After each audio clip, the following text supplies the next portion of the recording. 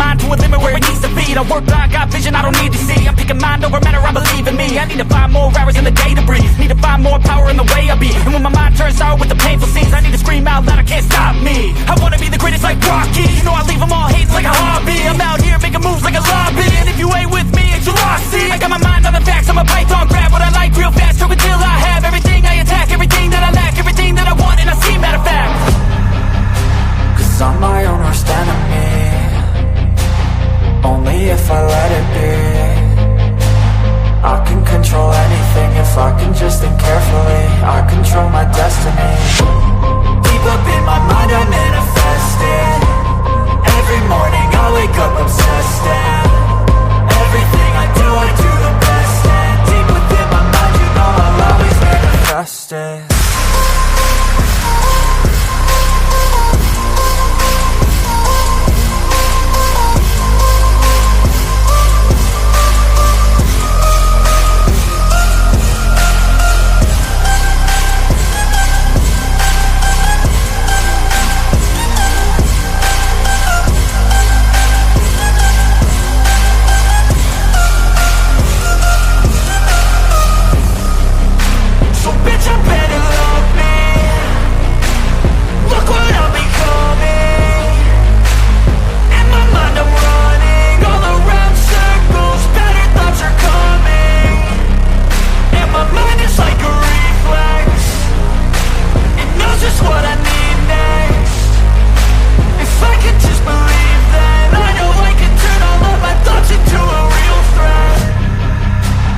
I'm my own worst enemy.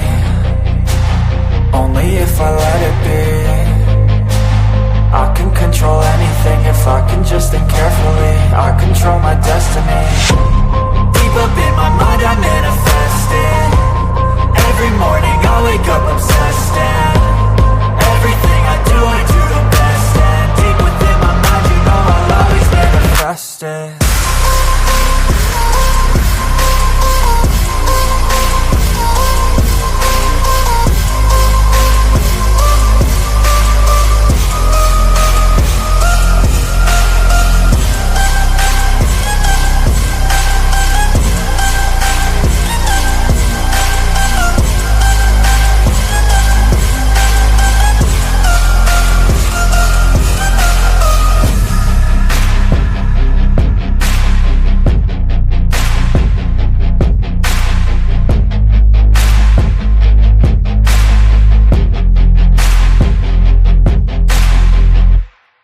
Hello and welcome to My Mind Over Your Matter. My name is Rick. Let's get this show started. What a beautiful night it was last night with the State of the Union. Holy smokes, that was amazing. President Trump did an awesome job. The Democrats looked like a bunch of fools, mostly a bunch of idiots, and and they think that they can do better by not doing anything. It's ridiculous. I don't understand the thinking of a Democrat. They're called demon rats. They're not really Democrats. They're demon rats. And the demon rats were on full-fledged last night. And I wasn't able to go online because my internet was very unstable. And I wasn't going to be able to produce any shows or anything like that. But my internet is a lot better today.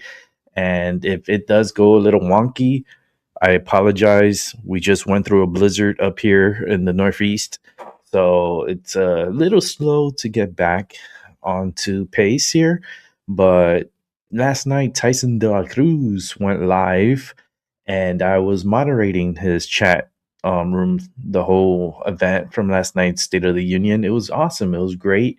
I was happy to see Tyson go live. I was like, "Holy shit! This is a little different."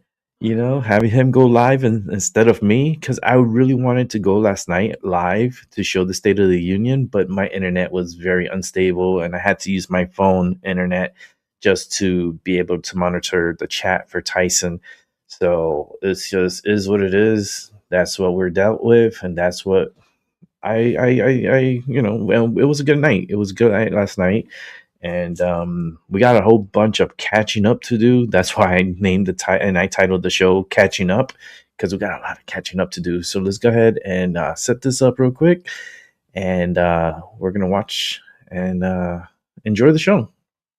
Here we go. No, this is so self-tortentious. You have no right. Get her out of here now, ma'am. You need to come with us. Let's go. Get her out. What's up, guys? Spenny. Paperwork doesn't make you an American. Being an American makes you an American. What do I mean by that? Well, it's having common cause, culture, and harmony with your fellow citizens, believing the things that they believe, which the basis of this nation is obviously Christian moral principles like freedom of speech, thought, and association, like having an understanding that you should be good to those around you, not steal, loot, and plunder, not engage in cousin marriages or child brides, stuff like that, sectarian violence, tribal violence, and so on. All the things that happen in Somalia, where Ilhan Omar is from. That's just a matter of fact. Check the United Nations. United Nations says that because of all of those things, including the cousin marriages, that Somalia is the #1 worst place on earth to live. Now, that means that it's the #1 worst place on earth to be from. So then somebody in politics is going to have to explain to me, because maybe I'm just dumb and I went to community college, that like why we need infinity Somalians here then exactly. Like, wait, if they've destroyed Somalia, Why they can be here? Has destroyed Somalia, why have them here? Exactly. Full display last night, as President Trump asked Congress 2 critical questions. One, like, do you represent the criminal aliens of Somalia and every third world hellhole, and do you represent America? For that, Ilhan Omar screamed. Great things about the State of the Union is how it gives Americans the chance to see clearly what their representatives really believe. So tonight, I'm inviting every legislator to join with my administration in reaffirming a fundamental principle. If you agree with this statement, then stand up and show your support. The first duty of the American government is to protect American citizens, not illegal aliens. Let's see, the Democrats planted, glued to their seats. Isn't that a shame? You should be ashamed of yourself not standing up. You should be ashamed of yourself. That is why I'm also asking you to end deadly sanctuary cities that protect the criminals and enact serious penalties for public officials who block the removal of criminal aliens. In many cases, drug lords, murderers all over our country. They're blocking the removal of these people out of our country, and you should be ashamed of yourself. Like, who are these people? Are they the aliens? Are they the aliens that Trump has been talking about? Are they the aliens that are trying to infiltrate and cause disruption in our government? This is not the way refugees should behave, President Trump. Hitting back at both of them, Rashida Tlaib and Ilhan Omar, this morning, saying that they're low IQ and need to be sent back to where they come from as fast as possible. I guess Rashida Tlaib, that would be Gaza. When you watch low IQ Ilhan Omar and Rashida Tlaib as they scream uncontrollably last night, the very elegant State of the Union, such an important and beautiful event, they had bulging, bloodshot eyes of crazy people, lunatics, mentally deranged, sick people, frankly, look like they should be institutionalized. When people can behave like that, knowing that they are crooked and corrupt politicians, so bad for our country, we should send them back to where they came from, as fast as possible. They can only damage the United States of America. They can do nothing to help it. They can actually get in a boat with Trump derangement, Robert De Niro, another sick, demented person, I believe, an extremely low IQ. He has absolutely no idea what he's doing or saying, some of which are seriously criminal. When I watched him break down in tears last night, child. He did. Robert De Niro did cry. I realized that he may be even sicker than Rosie O'Donnell, who is right now in Ireland, trying to figure out how to come back to the United States.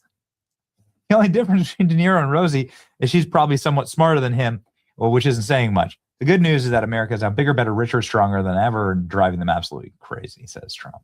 Oh boy. Deport Rosie which happened, self-deportation, and Robert De Niro and Ilhan Omar. I'd love to see Robert De Niro try and scrap a day in Somalia. I'd love that. Send Robert De Niro one day to Mogadishu, one day to Haiti. Just try it once. You won't survive. To some of these S-hole countries. Here we go. Not just Trump. Other members of Congress calling for the deportation of Ilhan Omar. Randy Fine saying you should be deported. Ilhan Omar's revoke her citizenship and deport her. Congressman Randy Fine doing numbers on this. 1 million views, 6 million reposts. Ilhan Omar posted this. Donald Trump killed 2 of my constituents. He is a liar and should be ashamed of himself. No, he didn't. She locked comments, by the way. What does that tell you when you lock the comments? No, you didn't. 2 of your constituents charged law enforcement, armed law enforcement, behaved violently and threatened the lives of law enforcement. Try that anywhere. And it's going to end very, very poorly for you. This is what it is. Why hasn't she been deported? That's right. ASAP. Deport. She committed illegal immigration fraud. I don't understand why she's in this country. She's done nothing for the American people. Instead, she consistently acts like she hates America. She doesn't act like that. She does hate America. If Americans are so bad, done for her people, the Somalian people in Minnesota. You know why? Because no other country on earth would be stupid enough to let her parasitically and her community parasitically run scams on the American people constantly to the tune of billions of dollars. Legislation that she passed, by the way. Soon, Ilhan Omar. That's right. We have the marriage certificate here. Soon. Marriage fraud is a federal crime. There will not be a happily ever after. Oh boy. Are they sending a message to Ilhan Omar here from DHS? She's going to need to go back to her country. Rep. Comer. I'm demanding financial information from the companies linked to Ilhan Omar's husband. His company went from 51,000 to 30 million in 1 year. That's how you do that. I don't know how you do that. Obviously. You know, it's like you talk real big. It would really be nice to see this yapper talks real big for somebody who has some very credible reporting. DNA evidence, in fact. DNA evidence conclusively proves that Ilhan Omar, and then what they did was they used butts of cigarettes to get her DNA, to get the DNA of her brother. They matched it 99.99999%. Her second husband is her brother. Yeesh. Kind of look alike too, you know? Ilhan Omar did marry her brother, and she'd do what she had to do to get him papers, says Somali community leader. Oh no. Maybe this is why the White House is out. This White House is out sharing these articles. Are they preparing us for something? Donald Trump preparing us for something right here? They need to send her back. A boy can dream. Get her out. It's your boy Benny. She made all that money. She could go to her country and live very there. She don't need to come over here and push her bullshit. Let's keep it moving. We are never going to win again.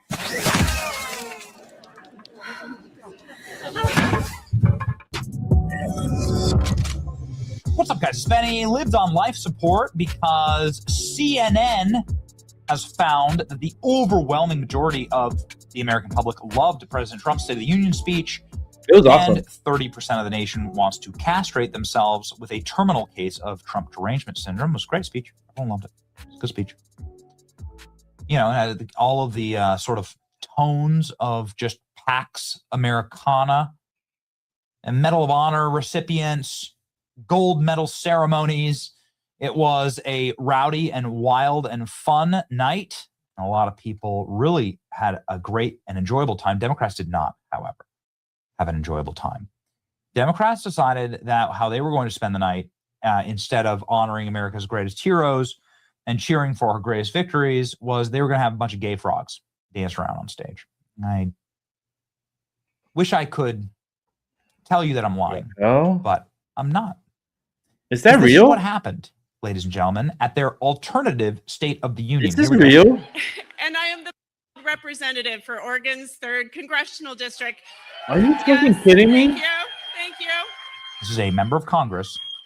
And tonight, I What the hell? defy Trump and his authoritarian project by standing in joyful, Defiance.org. radical, peaceful resistance with the Portland Frog Brigade. Peaceful. Wow, look at this stupidity. What the fuck is this? When somebody shows you who they are, believe them. This is This stupid. is what Democrats and these theater freaks want to do to your country. For those asking, no, Nah, this is not we AI. can't have that John shit in Fetterman our saying, country. I'm Come not on sure now. the dancing frogs exactly that was the moved guy, the needle for frogs. us. They're demon rats. As a president, just don't do that. Don't do that. Respect the office, regardless who's in that.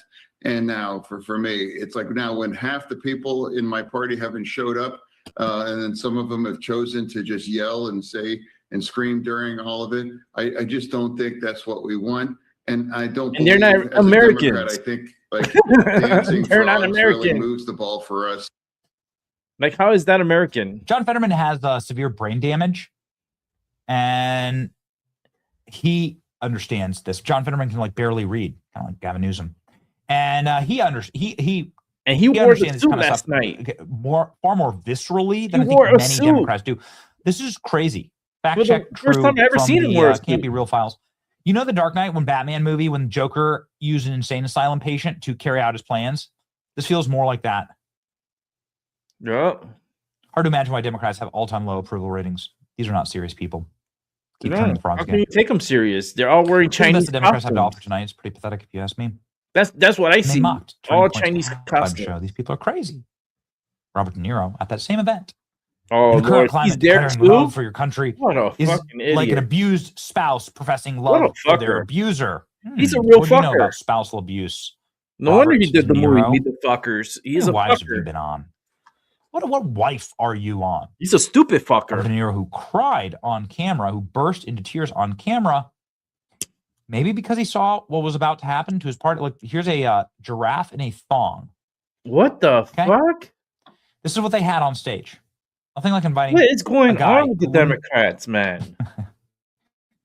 You wouldn't invite to a playground to the Democrats' I state of can't, the Democrat. man. I live Party. in a fucked up This is world. what happened. I want aliens to come in. Democrats are and really abduct hanging out me with and deranged take me away leftists from dressed here. as giraffes, bragging about getting arrested by Fucking ICE. world is Times by fucking ice, garbage. over absurdity, over us being ourselves, over me singing songs like, hey, Mr. Tangerine Man, get rid of brown people for me. I'm Aryan white, there ain't no place I'm going to.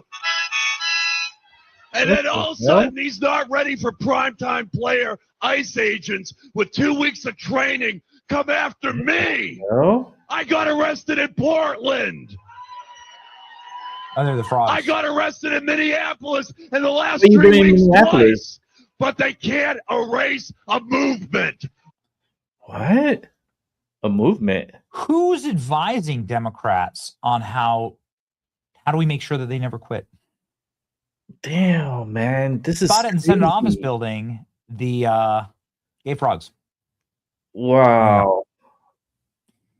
It has long been said by myself and others, This is stupid, the man. Democrat Party can best be described as the theater kids from high school who are all creepy and weird, and they never got any sunlight. you can't. Translucent, like, and they theater wore like kids, capes I- and robes and stuff. And No, this is they worse had than theater funny kids. coded language and giggled and tee-heed and like wouldn't make eye contact. These people, right? Over medicated, overly indulgent, very fragile emotionally. These people.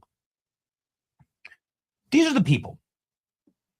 These are the people that make up the Democrat Party. And the leadership of the Democrat Party, actually. It's not like they're the losers at the bottom. They're the top echelons. They're the theater kids. This is what it is. Remember when Democrats were so flush with cash that they could rent out stadiums for something like this? Now they got a banquet hall. This is my favorite of the night, though. Senator Alex Padilla used his official Spanish language response to the State of the Union to whip up fear that Trump will use ICE to manipulate the midterm elections. But what's more important is that he used English subtitles on their Spanish language response. Intimidar. Ha firmado órdenes ejecutivas con la intención. Shut up, Bad Bunny. What got an What are you idiot? doing? Shouldn't the Spanish language response be for Spanish speakers? Yeah. English, do you speak it? Well, they do because they put it in subtitles. You're defeating the point of your video. By the way, speaking of defeating the point of their video, it's got.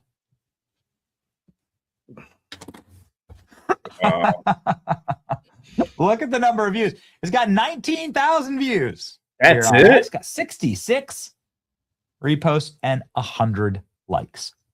Ooh. That's it? Okay. The Spanish language Alex Padilla is State a of the Union. idiot. Not doing great. I know that I could post pretty much anything and get more views than the Senate Democrats account that has 1.2 million followers. That's plenty of followers. Spanish State of the Union response. I love this.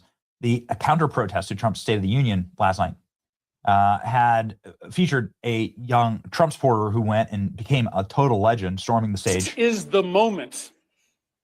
This is the reason that she came here to the United States, to speak truth to power, to explain the trials and tribulations that every immigrant, that every refugee goes through to get here, and to press this country to the border. I stuck at the border. Go Trump!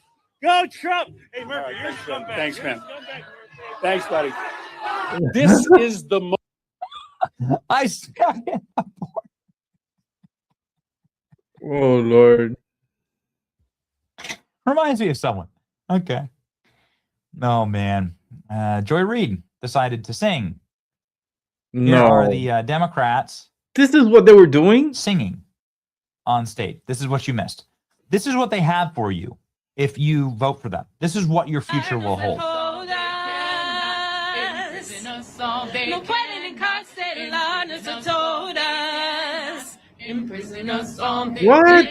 That's a song? What the hell?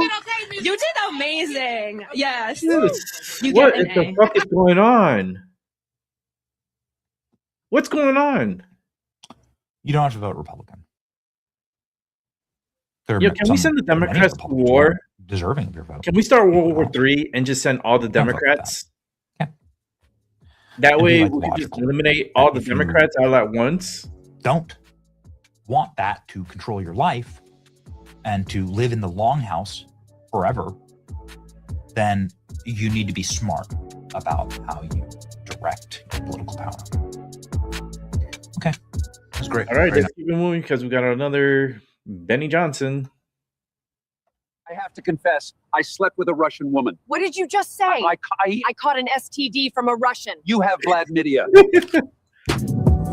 Oh, no. What's up, guys? Benny. We're right on this channel, like, a lot. And the reason why is not because we're particularly smart. I went to community college. It's because we recognize patterns.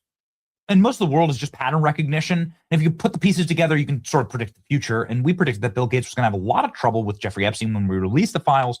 Because of this article, 2 years old, from The Guardian, says Jeffrey Epstein blackmailed Bill Gates because he was so obsessed with young Russian chicks that Epstein was procuring for him. He was using Bill Gates's desire to have sex with young Russian girls against him. They go into even describing who he was sleeping with. The named woman was a young Russian named Malia Antonova. She was a bridge player. You know the game Bridge? Anyway, she's got like YouTube videos and stuff like that. She loved Bill Gates, and Bill Gates loved her the wrong time, right back. And then Epstein used that on his buddy Bill and was able to extort him. And this is just one of the many times that blackmail was used by Jeffrey Epstein. But the DOJ told me that there was no blackmail. The DOJ told me that nobody was getting blackmailed at all, that all of this was a lie. And you know who else told you this? Bill Gates. Bill Gates told you all of this was a lie. Even though this article existed, and it was like a blip for most people, for us, we like seized on it like a bulldog. And we're like, no, something big is going to happen. Well, now it has. Guess who's been proven right again? And guess who proved us right? Guess who admitted all of it? Bill Gates. Dude's been lying for years. Epstein Listen had to a this. way of sexually Listen to this. compromising people. Is that what Melinda was warning you about? No, I had dinner with him, and that's all. And that you regret the relationship, the acquaintance? That I had dinner with him. And the relationship between the foundation and Epstein? There never was any relationship of any kind. It's bullshit. So many lies there that we now absolutely know about, but let's dissect all of them, okay? We know that Bill Gates absolutely did more than just dinners with Epstein. There wasn't just one Russian girl. We couldn't prove it, but now we can. You can see Bill Gates, these young chicks on his arm, on these private airports. That's what this is, signature private airport. These young girls all over the world, actually. They're all in the Epstein files. There are dozens of photos like these. Oh, what was going on with Bill and these young chicks? Well, Bill Gates wants you to know that, it was only dinners. He said this millions of times. I regretted having those dinners, and there's absolutely nothing new on that. Is there a lesson for you, for anyone else looking at this? Well, he's dead, so in general, you always have to be careful. Look at this. Look at the way this man. Look at this evil man. Look at the way he smiles at the murder of Jeffrey Epstein. He's dead. He's dead. You gotta be careful. There's a reason why Bill Gates was so excited when Jeffrey Epstein was killed. Did he know that Jeffrey Epstein was going to get killed? Really looking forward to Bill Gates getting called into Congress to testify in this. The reason why he was so happy about it was that he probably knew that this email existed, where Jeffrey Epstein says in an email to himself that Bill Gates got so many STDs from the Russian hookers that he procured for him that he gave those STDs to his wife. He had to then slip his wife antibiotics in order to try and cure her before she found out that she was infected by Gates. Maybe this is why Melinda Gates regularly and now is often saying that Bill Gates needs to answer for his crimes. So whatever questions remain there of what I can't even begin to know all of it, those questions are for those people and for even my ex-husband. They need to answer to those things, not me. They need to answer for what they've done, not me. Bill Gates was asked about this. To himself. That email was never sent. The email is, false. So I don't know what his thinking was there. It just reminds me, every minute I spent with him, I regret and I, apologize that I did that. Yeah, he regrets. The problem with some of the things that he has sent and some of the information about other people that has come up in those files has been true. Why would he do this and say this about you, do you think? It's factually true that I was only at dinners. I never went to the island. I never met any women. And I never met any women, and I only went to dinners. Really? We'll get a load of this. Guess who's eating crow today? Bill Gates admits he had 2 affairs with Russian women, apologizes to staff over Epstein ties. Oh, no. It wasn't just one, it was now 2 affairs with Russian women, matching, let's see, that email that Epstein sent himself. Isn't that ironic? Look at this. Here we go. Bill Gates admits he had 2 affairs with Russian women. Microsoft co-founder Bill Gates has admitted to 2 affairs with Russian women. Convicted pedophile Jeffrey Epstein. He issues groveling apology. Gates, 70, told staffers at the foundation on Tuesday that he flew on a private plane with the disgraced financier and spent time with him in the U.S. and abroad. Oh, I thought it was only dinners, Bill. Oh, you sick dog. But he didn't participate in any crime. I did nothing illicit. I saw nothing illicit. To be clear, I never spent time with the victims, women around him, except for all of these victims that have their faces blurred and all this stuff. This is an insane lie. Here he's lying again. Gates first met Epstein, the financier's Florida conviction, which was in 2011, after he was a convicted pedophile. The billionaire has always been denied wrongdoing over his Epstein links. Came clean about his affairs. I did have affairs, one with a Russian bridge player, called it, who met me at a bridge event, and one with a Russian nuclear physicist who I met through business activities. Oh, really? You mean like exactly what Epstein is describing right here? talking about all of the Russian hookers that was procured for you? Dude, that's crazy. So he straight up admits it now. Of course he's going to admit it. He's a fucking... When does he apologize? When does he apologize to Elon Musk? When does the world's formerly richest man apologize to the world's richest man? When does that happen exactly? I'm not sure, but he does owe Elon Musk an apology, ladies and gentlemen. Here's the proof. Elon Musk was right too. I do want to ask you about US aid and the comments that Bill Gates made the other day, and I know that you called him. Yeah, he's a huge liar. I know you've said that already. I wondered. Also, and I'm just. Who does Bill Gates think he is to make comments about the welfare of children, given that he frequented Jeffrey Epstein? Okay, well, he said he regrets those, and he spent a lot of his own money on philanthropy around the world over the years. My question to you is: have you looked at the data to check if he might be right that the cuts to USAID might cost millions of lives?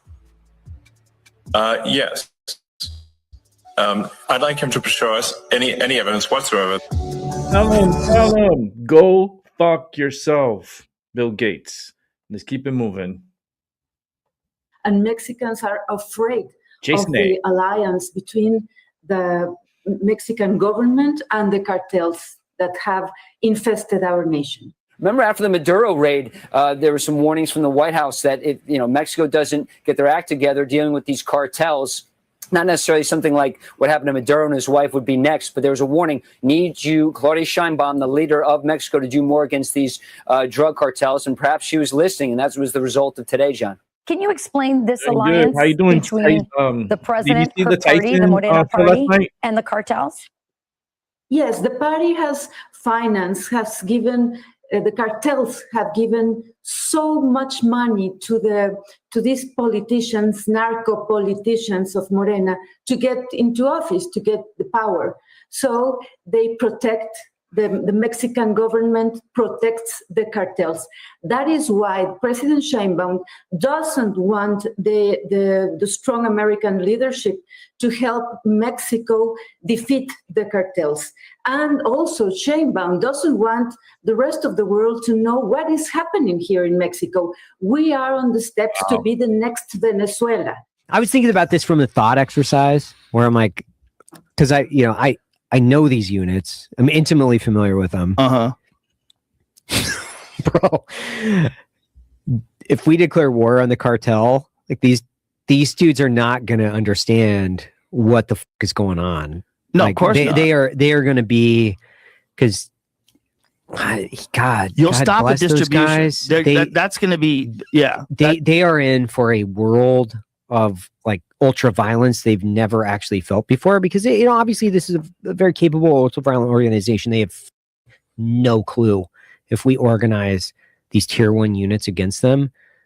This is going to be what I would be doing if I was down there. Like, I know all those shoe boxes in my my walls that I'm going to have to collect up. I'd be getting ready to retire right now. That's what I would be doing. Because if Delta Force is hunting me, bro, I would be so terrified.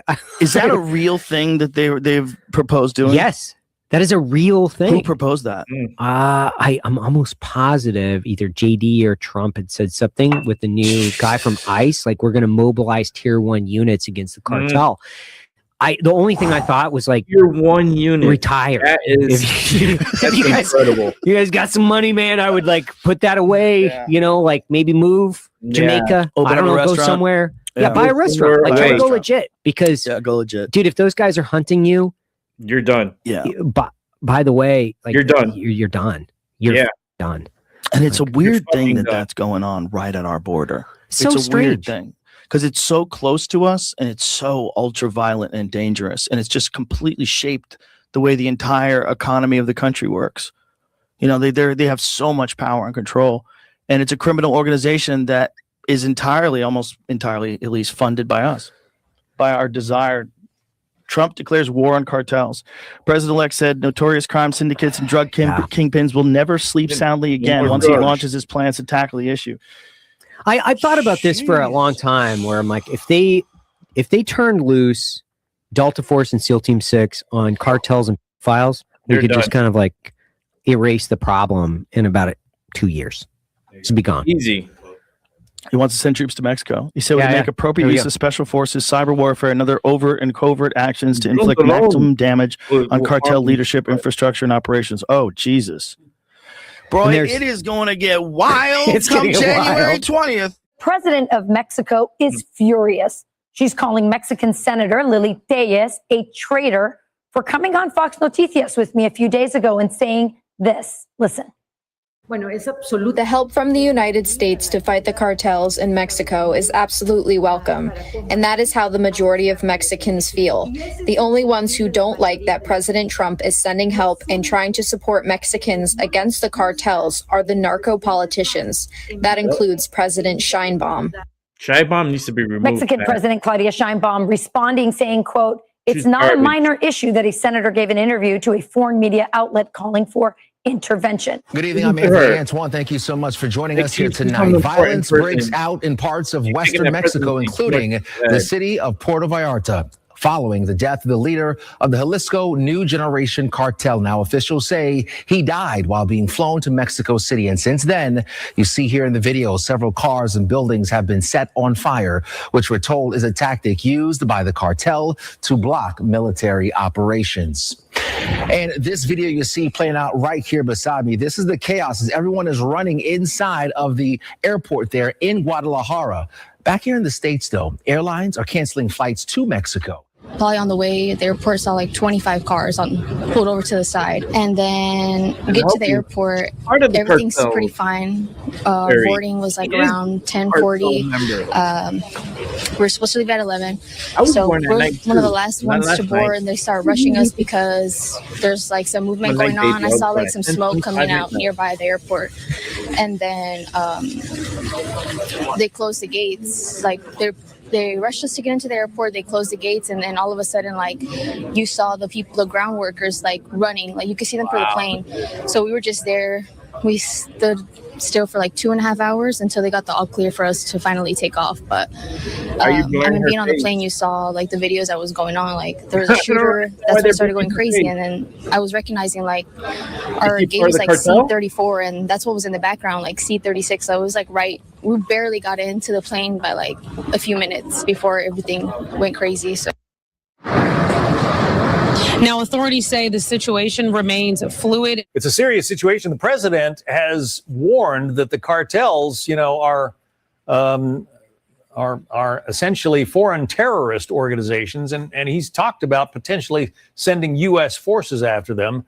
Doesn't sound like that is happening yet, Lucas. But the situation in Mexico is very volatile, as we're reminded of today. You have rival cartel leaders, men who possess billions of dollars. They're engaged in the drug trade, a drug trade that is still active, very flourishing.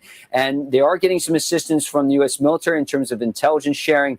And President Trump himself has threatened drone strikes in Mexico. Remember, going back to his first term with Mark Esper, in his memoir, Mark Esper said he was horrified to hear President Trump talk about potentially launching drone strikes into Mexico. And we are losing our country. They have destroyed our Republican institutions, the democratic state, and we must.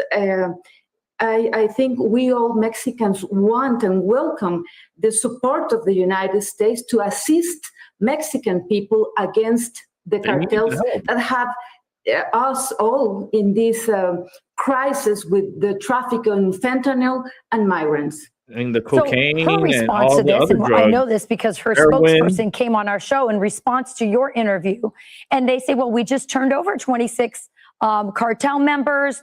We're working, we're sharing intelligence.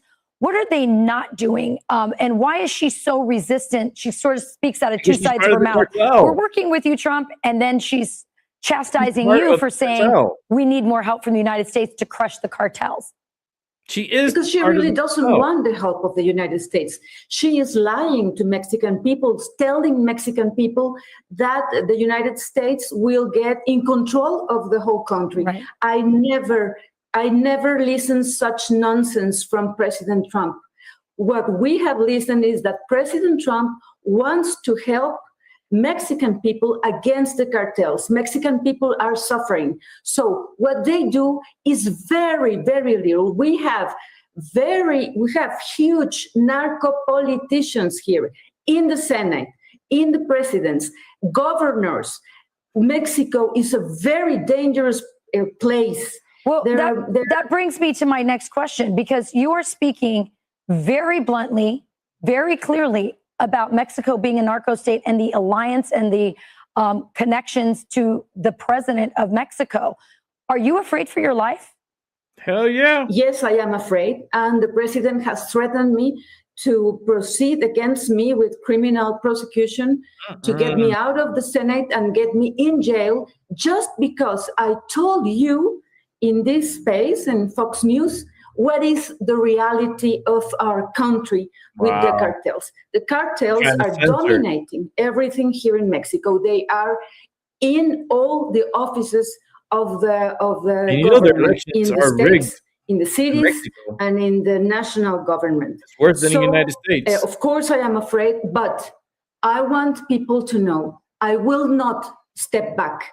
And I pray under God's guidance that we, the United States and Mexico, must work together to defeat the cartels and to get freedom for our country, for Mexico, to stop it from being the next Venezuela. Wow. It's the truth. There's no lies in that. There's no lies in that. And I hope, she stays safe. Let's keep it moving. What the hell's going on here? I would have ran them over. Oh, they broke the windshield. Oh, hell no. I would have ran them over. Showing the moment a masked mob attacked a police cruiser in Maryland. The incident taking place during a chaotic street takeover over the weekend as agitators blocked traffic in all directions. Are you kidding me? I would have ran them over. And you know what I would have done? In their cars. When I ran them over, they would have been in the hospital. I arrest them in the hospital. Now, this comes after Maryland Governor Wes Moore touted the success of his anti-crime policies during his State of the State address earlier this month. Watch. Homicides are down nearly 50% statewide, and yeah, we're because delivering they just historic rewrote the drops in fucking crime reports in every single to make it corner look of nice. the state. And in fact, the last time the homicide rate was this low in Baltimore, I was not born yet. Oh, I Lord. think, Griff, what makes that contrast so stark is the visuals of seeing this footage, right? And how shocking it is that it seems that it receives little acknowledgement from those decision makers and especially the governor. Yeah, and Emily, I'm from DC. Just so we're clear, it says Montgomery, Maryland. This is actually a suburb of DC in Chevy Chase. That intersection, the East-West Highway and Connecticut Avenue, is just outside of DC proper, and it's right next to the Chevy Chase Country Club, the premier country club, one of them in Washington, DC. And so for these teens to be able to take over that entire intersection is just appalling that law enforcement, didn't do more. And then to they stop break it, their because we windshield. have these things. Like, are you kidding me? I would have ran them over. And by the way, I'm telling why you. hasn't there been mass arrests already of these teens? In that video we're looking, you can see one guy holding a sign that said "Shot by Frenchie." Well, guess what? I Googled that. It's an Instagram account, and the guy has tons of videos of them doing these street blocks with Then cars go doing arrest them. donuts. Highly dangerous for the public. And so I think at the end of the day, while you do have crime in DC and other areas going down, little has been done to get these teens under control, because that's what you've got right here, teens out of control. And that sort of dovetails into our prior conversation in a way of the role that social media plays and these apps play, because there is certainly and clearly an incentive for people to post these horrifying videos on social media, whether it be violence or the on subway rides here that the kids do here that gets their heads taken off. They ride on top of subways, et cetera. And we have yet to see an immediate kill switch pull down, which those executives say that they will, because it foments the social currency to capture this online. Yeah, and a lot of these leaders and other media networks, channels will play sound bites of the leaders in these blue cities, and they will blame police, violent rhetoric, and then what do they expect? This is the message that's out there right now. So you have people in these communities. That is a very wealthy, nice community. There's one kid in that video that's dancing, holding up that strobe light or whatever, and dancing in front of the car. Like, if we did that when we were growing up, you knew you were getting arrested. You knew what if one of these boys out there throws, let's say, water on the police? The police don't know if it's water or if it's acid. What if they shoot the person? Then it's the police's fault after they've been antagonizing them. They've been preventing them from moving in their cars. The police officer can't go right now because he's going to run over all those people and he'll be blamed for it. He can't take out lives, but they can't do this to police. When we were growing up, it was yes, sir, no, sir, yes, ma'am, no, ma'am. They got no respect, man. You know, that's why we do World War III. So we get the motherfuckers and send them overseas. Yes, it's horrifying. And And then they there's a could thin fight line between, I think, a real fight there's a bright and line fight to for destruction, but a America. thin line between destruction and injury. That's the whole point. And we've seen elected officials say, no, use the term kid. You know, don't elevate the status of these children that are juveniles in these crimes. But the reality is we've seen as well a spike in violent crimes regardless of age, and it doesn't help anyone if you don't name it. Yeah, and I think to that exact point, Ainsley, I mean, what a dangerous situation where you have these standoffs for hours in the middle of the night. The window shield, one of the cars, the window shield was smashed when the police officer was sitting in the car, the front and the back. So imagine you're an officer and you're sitting there and someone smashes a window shield while you're sitting in the vehicle. I mean, it's nuts. Not only that, they recovered 3 handguns from these individuals before they get to the location. Were those lawfully carried handguns? I can't imagine they were. This is very scary. And Maryland's tried to crack down on this. They put in place stricter laws. They have a task force. That task force made 61 arrests, 37 handguns obtained, 99 takeovers as of September 23, and 1 year, I believe, is what they were dealing with. So, you know, we're covering this because it's happening more and more and more since COVID. You know, we've covered extensively crimes against the public. And that can be things like Jussie Smollett, right? Faking an occurrence that diverts police resources to a lie that takes it away from things that need help. That's what I see this as. Like, all of these people should be charged additionally with preventing those officers from responding to actual crimes and people in need. That intersection blocked off that prevented ambulances from getting through. Well, you know, I kind of treat this as illegals across the border. They're criminals. Yeah. I mean, you've broken our one law at the border, and maybe there's some mitigating circumstances that you'd like to present in court, and that's where the decision about penalty should come, or in that case, you get deported, and maybe you get to come back. In this case, they are criminals. I don't care how old they are. And so when you tell me that the minimum is a year, I also know that that's often mitigated by a lot of different things, and that doesn't actually happen. I think the minimums here are where we ought to start. And it ought to be really hard to get away from a minimum north of 24 months.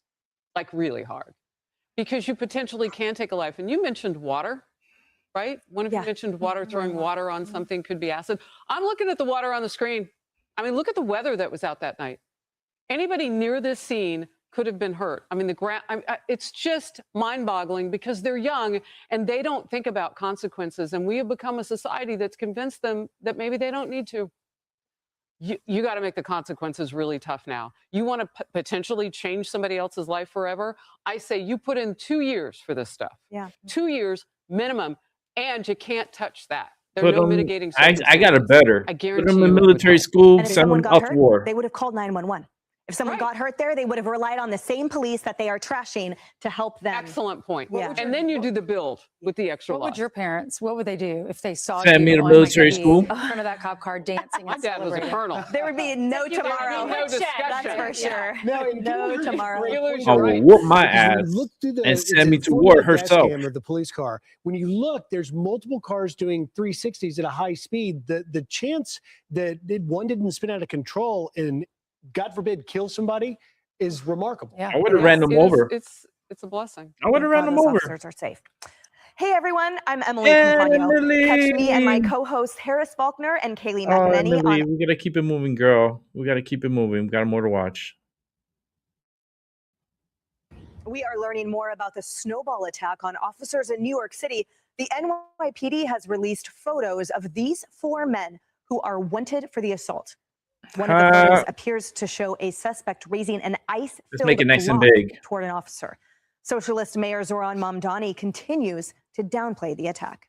Oh, Lord. I'm not going to be banning snowball fights or organized snowball fights. This guy's What I stupid. saw yesterday in these videos was a snowball fight that got out of hand. I believe that our officers, just like any city workers, deserve respect. And, you know, once again, Deserve respect, but we're not going to give it to them. both kind of in public as well as in any conversations I've had. Stupid. The police union with a much different view, writing in a strongly worded statement, quote, "The mayor's response is a complete failure of leadership. This was not just a snowball fight. This was an assault by adults Yeah, it's a big throwing difference. chunks of ice and rocks that landed 2 police officers in the hospital with head and face injuries. The mayor has sent a disgraceful message to every police officer who serves this city and a dangerous message to every person who They might need to be get looking to Mamdani out of attack a there. police officer in the future." Harris. They're going to have to Look, get him he out. said that a little under an hour ago. So he's had a couple bites at the apple now. And if that's the best he can do, I think winter is not his thing. Okay. I mean, this season has just not been his thing in the city. But this is more than just badly removing snow on the last storm and paying people $19 to $30 and requiring 5 forms of ID to shovel for the city. 5 forms of It felt ID. like something was being shoveled. This is more than that. These people were under attack. Those were criminals attacking them. And this city needs to get tough on that. What happens next time? What if you kill an officer? Yeah. I mean, what if officers Then begin what? to sit down more so than the hundreds of them that are leaving the force each month? Now, many Yep. of them retiring, not wanting to do this job, doesn't mean they're all 70. They just don't want to do it in an environment that endangers them. This is more And they don't now have than the campaign mayor's back. speech and rhetoric. There's Ainsley, no you were support so system. you brought that up with that last story of the people spinning and blocking traffic. Those teenagers. It's similar to that. Only these are the people who come. They answer to the call for help. Those groups, the big crowds, were pelting windshields and open traffic. They were going after drivers. Those cops showed up to stop that and took the incoming themselves. It's not right. Mamdani is lost in the snowstorm, and it's not even snowing today. And Ainsley, you live here too. The New York Post editorial board says exactly. They say this: enough with the jokes, Mamdani. Telling kids it is disgraceful to attack cops is actually your job, sir. Yeah, and he keeps saying these are kids. It was a snowball fight. Okay, they weren't kids. They were between 18 and 20 years old, Yeah, they're not according to kids. the reports. And then it was not a snowball fight. If it were a snowball fight, it would be fluffy snow that just falls on your shoulders or on your Not fucking face ice. if you happen to, which you should never do, throw a snowball at someone's face. You don't end up in the hospital with blood. You can see in some of the pictures, they're holding ice. It's like chunks of ice. That's what causes you to bleed. And these are police officers. It goes back to that original story, as you were saying, Harris, when the kids are in front of the police officers' cars. You can't do this to a police officer. You want to know why nobody's signing up to be an officer anymore unless you're in Florida or you're in a red state? It's because they don't get the support. We had a guy on this morning that said, all we want to hear as police officers is, we've got your back. And the mayor is blaming the police officers here and saying, no, this was innocent. They weren't at fault. They need to hear, we have your backs.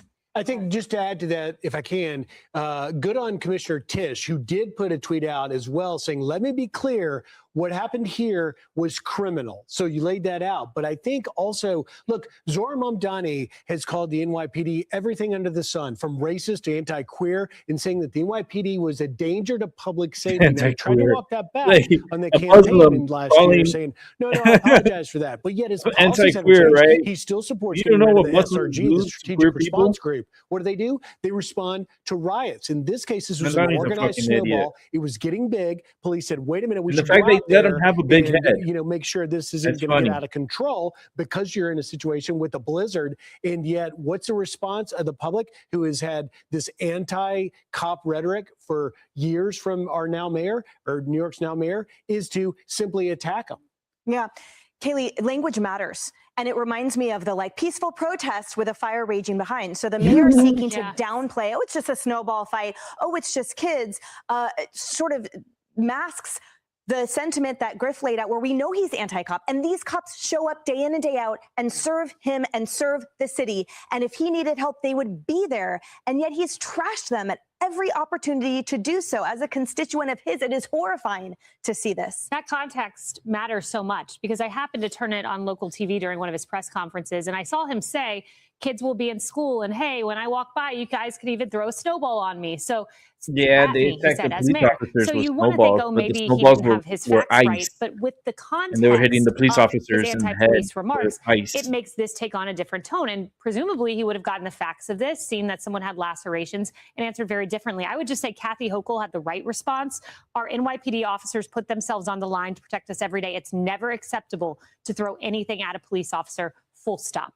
That should have been his answer. It sounds like she's trying to teach him on the job. Every time he gives a news conference, she gives one, and she's just trying to change the language. By the way, the number is 300 every month, NYPD. Local media have been confirming that for quite a while. That's how many officers are leaving. Yeah, we need every single one of them. And in his new budget, he cut the funding for 5,000, bringing 5,000 officers on. I mean, you don't have to check him for his heart rate on this one. He's cold. And I want them to stay here. But you know what? I'm so happy for them leaving. Yes, go to Florida. Go where you are respected and approved by your boss and in a better climate and where you won't get injured walking down the street. God bless them. Some of their hearts are warm for the officers. Yeah. Some of them are getting bonuses to go to other jurisdictions. Good for Yeah, them. you go to Hey, Florida, everyone, you get I'm Emily paid. Campagno. Catch me and my co-host Emily! Harris Faulkner and Kaylee McEnany Right. on Outnumbered Let's bring every it back to weekday me, at 12 girl. p.m. Eastern. Yeah, a lot of officers are leaving New York and going to other states, and a lot of them are going down to Florida. And listen, they have no choice.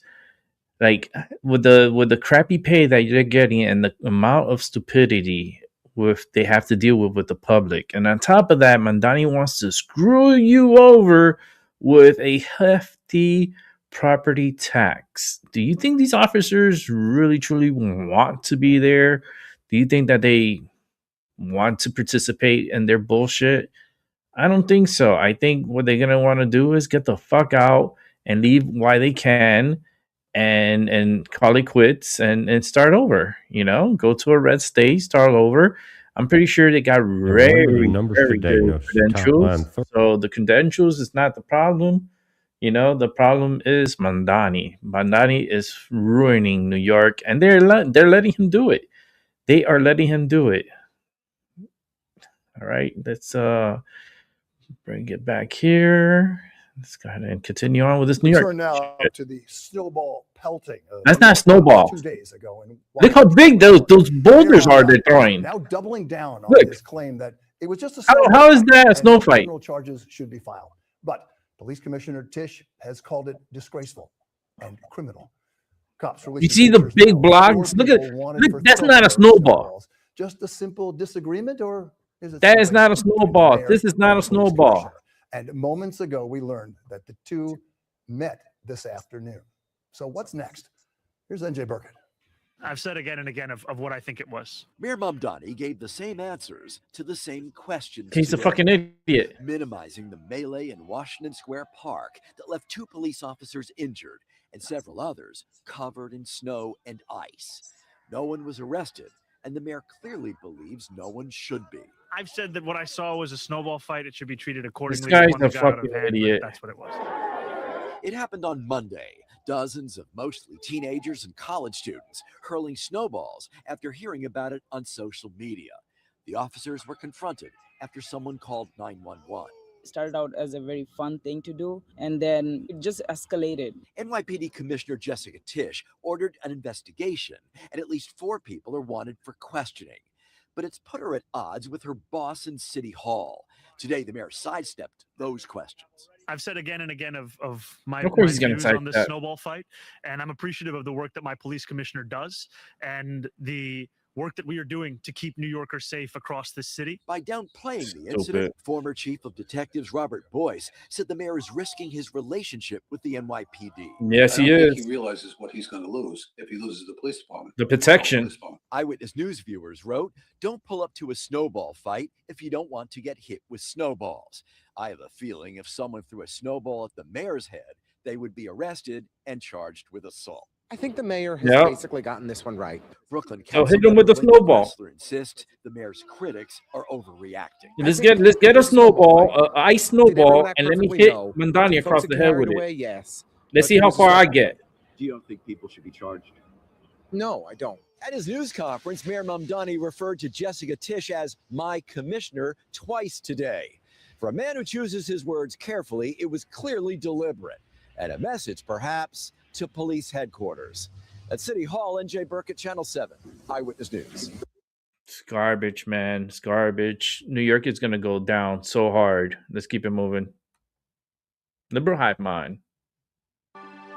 Hey guys, welcome to the Liberal Hive Mind, a channel solely focused on exposing the abundant hypocrisy of the left. Of course, here's the meme of the day brought to you by 5mind.com. Well, the spin machine is already in full effect, folks. Donald Trump issues what I'd say is a historic performance at the State of the Union address. And not only was it historic, but I think it was a massive risk that he took. You know, taking it as far as he did, being as matter of fact on some particular issues as he was, and really just taking it to the Democrats to the degree that he did. You know, it very easily could have backfired, but in the end, it appears it didn't, and that's according to CNN. But of course, here comes the copium from the left. Here comes the manipulation from Hell's the Angel left. will not They're play not with trying to those warp kids. the numbers and convince Those kids everyone. will be running Trump in suggested fear. that the nation was a failure, but I don't know. I'm seeing something quite different. It's looking like a pretty positive reaction to me. Let me show you guys exactly what's going on. We got some stuff to get into, so let's roll the tape. All right, folks, so following Donald Trump's address, this popped up on my timeline.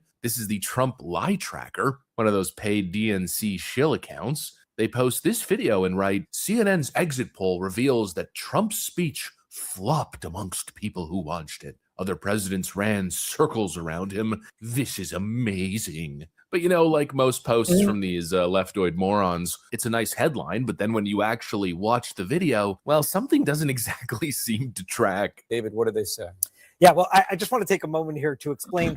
This is a poll of speech watchers. So it is not a poll that is reflective of the population overall. And what we know about people who tune in to State of the Union addresses, they tend to be fans of the president, whichever president is giving the speech. So the polling universe here is about 13 points more Republican than the overall population usually is. So just keep all that in mind as we go to the results of our instant poll. Get this reaction from those that watched the speech tonight. 38% said they had a very positive reaction to the speech, 25% somewhat positive, 36% negative. So roughly 2/3 in the positive territory, 1/3 negative among speech watchers. How does that very positive number stack up against previous addresses? Well, look here. It's about 6 percentage points lower than Donald Trump was at with the very positive score last year. He was at 44% very positive reaction last year. This year, 38%, even though the universe of speech watchers was actually even a bit more Republican than it was last year. And we also took a look at that very positive speech reaction here compared to previous presidents in this midterm year. So in 2026, this year, tonight, 38% very positive reaction. Joe Biden 4 years ago, 41% very positive reaction. That was the year Democrats lost control of the House. You see Trump in 2018 was at 48% very positive when his party lost control of the House in his first term. So you see here, again, Donald Trump is at the bottom of this. I think these polls are even by fans of the president, people who tuned in to watch tonight, and he gets a 2/3 overall positive reaction, I still think you're seeing his overall trouble in the polls these days, which is that he's at a low point, even compared to a year ago when he gave his speech to a joint session. Supposedly, Donald Trump's speech was an absolute flop because only 38% of people approved. That's what I'm seeing a lot of left-wingers gather from this. But that's not the number now, isn't it? No, and I'm sure you guys see it as well. No, that's just the very positive reaction. In these types of polls, you have to mix the positive and the very positive to get your real number. And that shows the approval rating of Donald Trump's speech from CNN viewers at 63 freaking percent. Who watches CNN? Oh, but it's slightly below his previous speech and slightly below other presidents in recent memory. Okay, so what does that mean? That means literally nothing, especially when you consider all the factors here. First of all, this being a poll of CNN watchers. Secondly, kind of what I was alluding to in the intro, Donald Trump really took it to a new level. The idea that he made those Somali remarks and other remarks to Ilhan Omar's face, and CNN viewers had a perception of 63% approval. Well, that tells you everything that you need to know now, doesn't it? And you know what? I'm down for this new approach. I've been calling for this for a while. Enough trying to cater and placate more to catering. people who will never vote for you. Enough trying to play this, politically correct game. Oh, the independents, the left-leaning independents. We need to win over Democrats. No, you don't. The way you win elections is by being yourself unabashedly, by telling the truth without fear. Think about it. That's how President Trump won in the first place, right? According to conventional wisdom. And of course, the pools again. Oh, the pools. Trump wasn't supposed to win in 2016. No, how could he? He had said too many mean things. Yeah, well, actually, what he was saying was actually stuff that most people agree with. The silent majority. And in a lot of ways, Trump galvanized people to vote who had never voted before. And we still see that phenomenon today. You got people showing up in a general election to vote for Trump, and then those people don't show up during the midterms because they're not there to vote for John Thune and Mitch McConnell, Rand Paul, Thomas Massey, Ted Cruz. No, they're on the Trump train. And until the GOP gets on that train, they're not interested. I have a feeling that this speech was more effective than the mainstream will ever admit. It's clearly, that's the real question. Very positively received. And there's probably some people who are listening who are thinking, finally, talk about galvanizing your base, talk about winning over people who may be either marginalized or just kind of disenfranchised from the entire process. All things considered, considering how far he took it, these numbers are amazing. I mean, freaking amazing. And it's kind of hard to make the argument if you're a left-winger that nobody liked this speech. It was a total flop when CNN is showing that only 36% of people that they polled, speech watchers from their network, disapproved of the speech. A measly 36%, the typical Blue Anon crowd. Seems pretty damn good to me. The right track, wrong track numbers were also good. Among speech watchers tonight, 64% say his policies will move the U.S. in the right direction. And look at the growth President Trump made over the speech. So pre-speech, it was 54% of speech watchers said his policies will move the U.S. in the right direction. After the speech, that number goes up 10 percentage points. So Donald Trump made some progress with people watching the speech from their pre-speech expectations to 64 to what they saw in the speech itself. And that 64% number, that's pretty much in range across all of his State of the Union addresses in his first term last year. Yeah, he's joint consistent. session. That's about what we've seen. Is roughly 2/3 He is have walked away consistent from his speeches thinking he's going to move it in the right direction. And so all in all, I think, it's pretty fair to say it was a smashing success and possibly even a turning moment. There was so much negativity, so many distractions as of late. And Trump needed to make a bang. He needed an inflection point here, a turning point, and this might have done it. If the next 12 months are relatively stable, of course, I'm sure Democrats will do everything in their power to see the opposite come to fruition. But if things are in fact stable, if Trump's economic agenda and other policies start lining up, start maturing of sorts, well, then who's to say that we're not headed up from here? Of course, I'm not going to get ahead of myself, but I've already seen some generic ballot data that's slowing down for the Democrats. And considering their performance, I mean, I think they would have been a whole lot better off doing absolutely nothing. But instead, it was all these theatrics, all these pathetic displays that we saw. Well, who's to say that we don't have a little bit of a reset here and a little, mass reminder as to who's who? President Trump, who's unabashedly telling the truth and fighting for the American people and their interests, and the Democrats, who are clearly only interested in scheming. Everything they did, of course, was calculated. It's all about galvanizing the Blue Anon left-wing base. Ooh, Donald Trump is evil, and we are protesting him. Now show up to the polls in the midterms so we can impeach the orange man. It's obvious that that's what they're doing. And now the question is that going to give regular people who aren't totally freaking brain warped by Democrat propaganda a little bit of a sick feeling to their stomach? And also, I got to say, I find it quite interesting. The Democrats are making this claim that Donald Trump's speech flopped. Oh, the night was so bad for him, when really the most embarrassing moments didn't come from his speech. No, they came from Democrats and whatever they were doing at their protest State of the Union. They called it, I believe, the State of the Swamp. And they had a couple other, counter events. Some waiting music. Let's get the cues going. Let's get all the people into the streams. And tonight, I defy Trump and his authoritarian project by standing in joyful, radical, peaceful resistance with the Portland Pride Brigade. What the fuck? I can't take her serious. I can't take these people serious.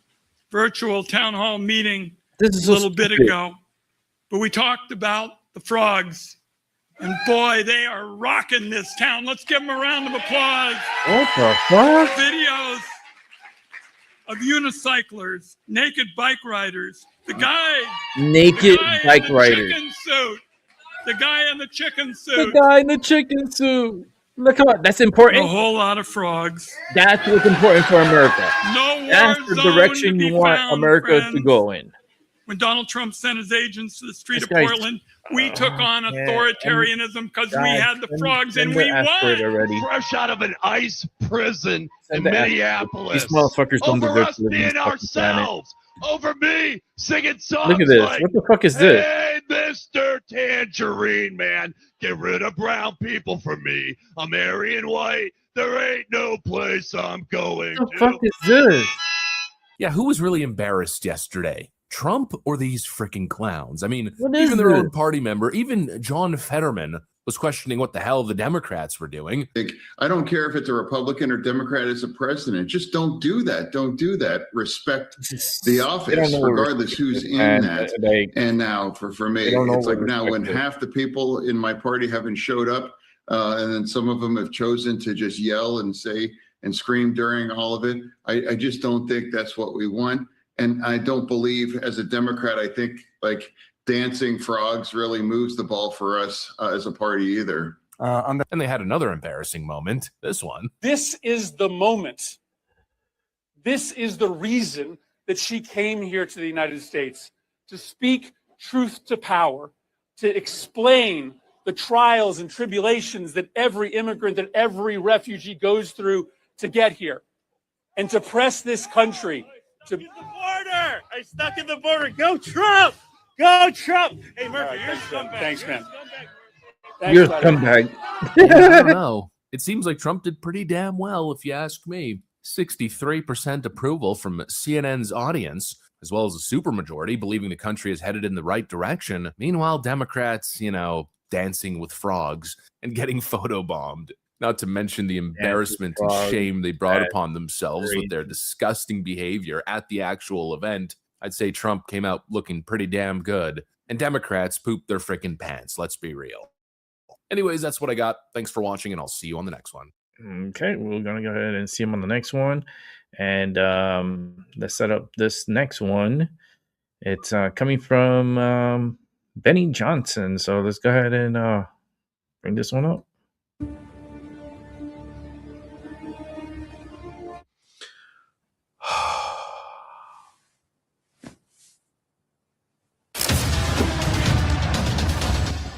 What's up, guys? It's Benny. President Trump has long said that he hates the Cuban and Castro regime, and this may well be the precursor that is needed by the administration in order to topple that regime as well. Maduro has fallen. It looks like Mexico is popping off, and the Cuba chapter, the Cuba episode, may well be underway as Cuban Coast Guard kills 4 people. Are they Americans? This is a critical question.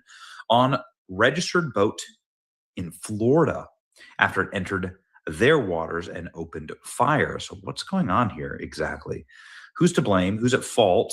Don't trust the Cuban government. I've been to Cuba. It is a failed state. It is every bit of a failed state. It's terrible. I mean, the reports out of Cuba, you can go read, we will in just a second, read the most recent reports out of Cuba. People are literally starving to death. There's no gasoline. There's no electricity. There's no coal. There's no medicine. I mean, it is a prison island by every definition. The absolute total failure of the communist regime there. It could topple by just kicking the door in a little bit and the whole house will come collapsing down. Is this the kick? The Cuban Coast Guard killed 4 people in a Florida registered speedboat after the vessel crossed in the nation's waters and opened fire. Now, this is what the Cuban official said. Cuban embassy said on X that the incident unfolded this morning when a speedboat approached 1 nautical mile northwest of the El Pino channel.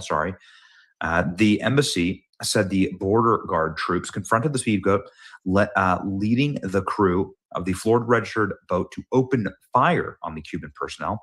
The commander of the Cuban vessel was injured in the shootout. 4 people on the Florida speedboat were killed. 6 more were injured. Okay, so this is a boat with 10 people on it in Cuban waters. Very strange. Yeah, they should not Cuban be there. officials said the 6 injured in the Florida registered speedboat were evacuated and have received medical assistance. Their nationalities are not known.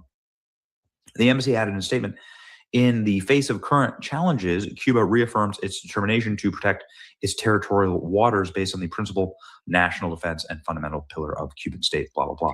Hey, listen, Investigations I by gotta competent say, authorities, clarify Cuba's what right happened. on this. U.S. authorities have not commented on the incident. It's unclear whether the commanding the Florida registered vessel, who was in command, and were they Americans? Look at this. I guess we'll find out. Let's go ahead and see, where did this actually happen? Yeah, right. where did it Like, happen, and how and why? And not only that, but why would they be Florida going Congressman towards Carlos Cuba? Menes, who was born in Cuba, issued a fiery statement in response to the shooting, saying that he was calling for an immediate investigation and calling it a massacre. I'm calling on the immediate investigation a massacre. And some people are saying this may well be a false flag and that they're trying to create war with Cuba. 4 people on the boat killed after entering Cuban waters. Well, they 6 shouldn't are have gone alive. that way. So what nation do they belong to? If they're all 10 Americans, it should be hard to I would have shot you too. extract or to find out that 10 Americans have gone missing or are dead. This is the statement from the U.S. Embassy, the embassy of Cuban embassy in the United States, correction. Florida registered speedboat in Cuban waters. Cuban Coast Guard approaches it and it opens fire. We don't know that, by the way. So it looks like right here. And this is, I guess this is relatively close to Cuba, but then here is like Florida, right? It's like only 90 miles. So what happened here? The boat involved in this morning's shooting off the coast of Cuba is registered to a 65-year-old Cuban-born man, but presumably a naturalized American citizen. Per source provided the registration, he lives in Miami. The vessel was docked at a marina in the Florida Keys. The owner reported it stolen after being notified, and is considered not a suspect at the time. So what is this? Dictatorship in Cuba has attacked a boat from Florida. They've murdered those on board. So this is, again, Congressman calling, demanding action. The Attorney General of the state of Florida, James Uthmeyer, has directed a statewide prosecution to work with federal, state, and law enforcement, begin an investigation. The Cuban government cannot be trusted, and we will do everything to hold these communists accountable. So yeah, who's exactly telling the truth here? Byron Donalds. I believe there should be a full investigation. The bottom line is the communist Cuban regime must go. Again, it's very strange. I mean, again, the nationality of the people on board would be critical. You could see here on this map exactly how close Florida, exactly how close the countries are together. They're 90 miles apart, and so not hard. I've flown from Miami to Havana, and it is like a 15-minute flight. So here we go. Secretary of State Marco Rubio briefed Vice President J.D. Vance on the incident between a Cuban missile vessel carrying people. Rubio briefed me 15 minutes ago on it. Says, Vance, we don't know a whole lot of the details. Hopefully this is not as bad as we fear it could be, because we just don't know. So this morning, we were made aware by Cuban authorities of an incident off the coast of Cuba. We immediately began to look into it. As it stands now, the Department of Homeland Security, the Coast Guard, others are involved. The majority of the information we still possess is what Cuban authorities are providing, both the public and the U.S. government. We have our embassy on the ground in Havana working this as we speak, asking for access to the people that were on those vessels, if they were American citizens or permanent residents. According to the Cuban regime, the boat was registered in Florida. We're tracking that down. We will know shortly, and we will know quickly, many more facts about this incident than we know right now. This is a broken, busted clip. I think it was they were trying to go be live. This C-SPAN clip. But anyway, you get the point. People are already making memes that Marco Rubio will soon be the dictator of Cuba. This is about to happen. What also could this be? It could be drug smuggling. I mean, these people could be criminals, right? This could be human smuggling. They could be carrying people from Cuba. They could be bringing people out of Cuba. You're not allowed to flee Cuba.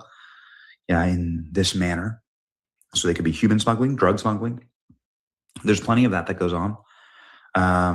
It could be illicit narcotics behavior. I mean, if you shut down what was going on in Venezuela, or if you squeeze the cartels in Mexico, then maybe this is an avenue that they migrate to.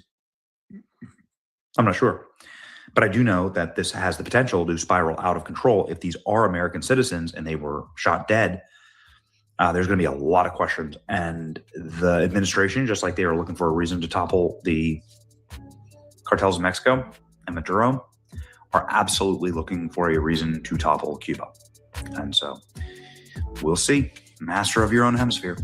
It's Benny. Yeah, I mean, it can be false flag bullshit going on. All right, let's keep it moving. I don't know how long I'll be around. Got a lot of people gunning for me, don't I? Huh? But I will not forget them. I'm never going to forget them. I want to go back to that. You told Joe Rogan in a podcast in August when you were discussing all of this that you have viewed evidence of interdimensional beings here on Earth and that they operate through the time spaces that we currently have. There have been briefings that we've received as Congress that leads us to believe that, yes, there is definitely an advanced technology out there that's not created by mankind. I know that you have essentially written a speech for the president to deliver if he decides to do this.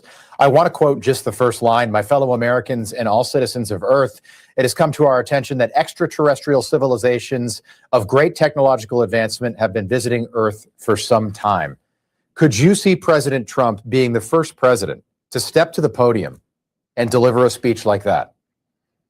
I do, and apparently his daughter-in-law believes so as well. And I think the reason for that is that there are so many pressures about this subject coming out in the next few months that delaying it much longer would not be proper. And I've advised in a briefing we did for the White House that they do not want to be behind the curve on this. They want to not have it come out through other countries or in some other way, asymmetrically, let's say, and they want to be ahead of this. So I think it looks like it is picking up steam. And of course, what actually gets decided by the president, I'm not privy to per se, not directly, but I do think this is coming on a fast track right now. I hate to be the buzzkill of your morning show today with really some dire news. And that's why I asked to come on.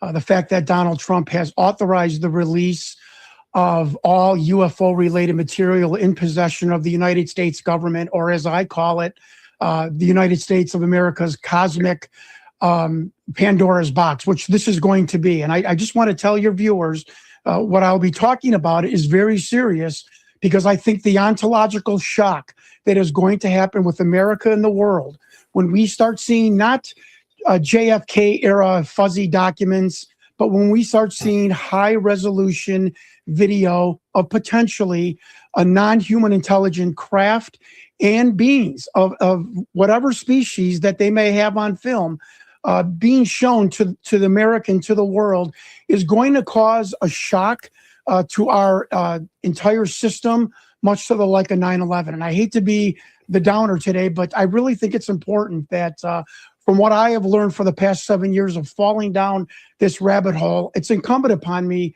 to share it with your viewers.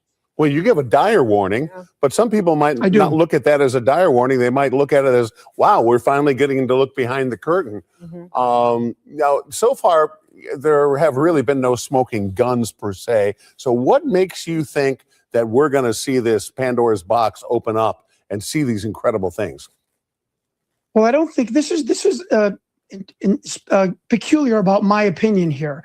I don't think that we are going to get the Close Encounters of the Third Kind video from the NSA or the DIA. Ladies and gentlemen, the Defense Intelligence Agency, in coordination with the CIA, kind of run the umbrella program of what they call the legacy program. That is all things extraterrestrial, and keeping this phenomenon at bay and away from public view. I think the President of the United States authorizing this release is going to be the trip flare in the air. And I have been told by people that are are advising me and helped me for 7 years, members of the intelligence community, that there is going to be retired and members of the government who have these films in their vault, in their desk drawer, in their closet, that they are going to clandestinely release. That is what I feel we are going to see as the rollout of this information. And of course, you're probably going to see documents of the government authorizing all kinds of unscrupulous things like malfeasance of our tax dollars, spending over $2-3 trillion, the potential, please listen to me, the potential murder of scientists and whistleblowers that were ready to come forward to tell the world, to tell the truth, that frankly, we are not alone. And the documentation and the information we have garnered from these beings since 1945 has said that they've been here for over 100,000 years. They have manipulated our DNA. So says a geneticist who say 40, 60,000 years ago, our DNA was manipulated. Who was the manipulator? And one last thing on this point, I think this is going to strengthen religion. I think when we find out that we're not alone, that we've been visited for millennia, that people are going to realize the Holy Bible is not a collection of allegories. It is a collection. It is a historical document. So I think this is, in a good way, this is going to be a good shock to the system for people that are spiritual and Catholics and believe in God. And I think it's also, you're right, Mark, it's going to open the curtain even wider to have a government that is transparent, which we have not had for many years. Well, we are definitely looking forward to releases and see what actually happens. We're looking forward to that. So he later said the chances that we have been visited by aliens is low. I saw no evidence during my presidency that they had made contact with us. He was, suggesting that he was joking and having some fun with the podcaster in that particular instance. Here's President Trump, though, when he got a question about what President Obama said on Air Force One from Peter Doocy. Watch. Barack Obama said that aliens are real. Have you seen any evidence of non-human visitors to Earth? Well, he gave classified information. He's not supposed to be doing that. So aliens are real? Well, I don't know if they're real or not. I can tell you he gave classified information. He's not supposed to be doing that. And it shows a UAP, an unidentified air phenomena, deflecting a Hellfire missile. This was taken off of ISR footage off the coast of, I believe it was Yemen. So long story short, there have been briefings that we've received as Congress that leads us to believe that, yes, there is definitely an advanced technology out there that's not created by mankind. And yes, of course, we've seen other evidence where it could potentially be UAPs, and then we later find out that there's drones. But there is a certain amount of evidence that we simply can't explain. Some of the physics that are defied in how these vehicles operate are very interesting to note. And we are not the only government that's, looked into this extensively. But I really do look at this from a lens of national security. And as you know, as we continue to evolve specifically on the front of AI and drone technology, we have to ensure that are these things, whatever they may be, are they potential adversarial weapons, advanced weapons, or not? And I think the whole aspect that the federal government can deny access to members of Congress, of which has happened not just to myself, but to other members of Congress as well, is not just alarming, but it's also something that cannot truly exist in a free and fair society. Government should not operate in secrecy. And so I look forward to the American people being able to determine their own conclusion after they've seen some of the evidence that we have seen.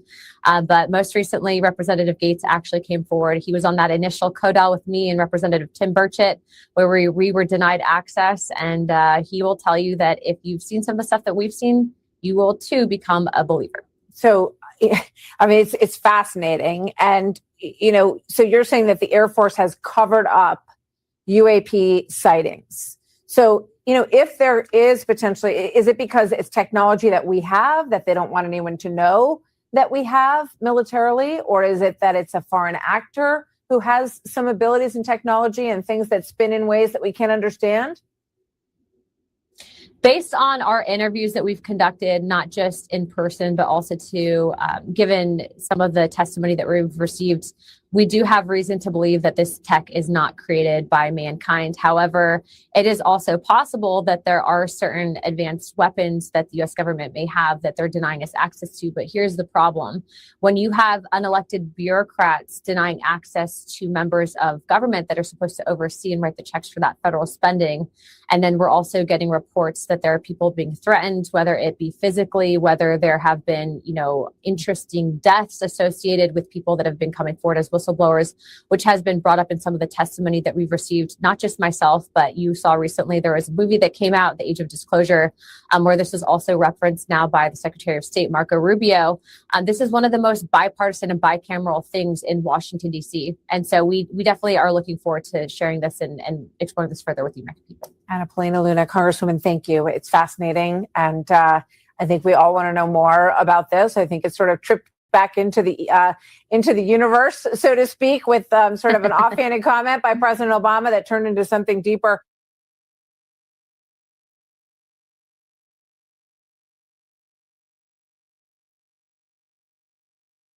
We still have DVDs, and people still get them because when they lock this internet up, ain't nobody streaming nothing. Streaming was created for real-time editing. The reason we're all into streaming, the reason why they took the hard drive out of the Apple TV, the reason why they don't want you with content is because they want to be able to alter content. See, if you're streaming, it's on their server, not yours. You don't own it. You don't even have it.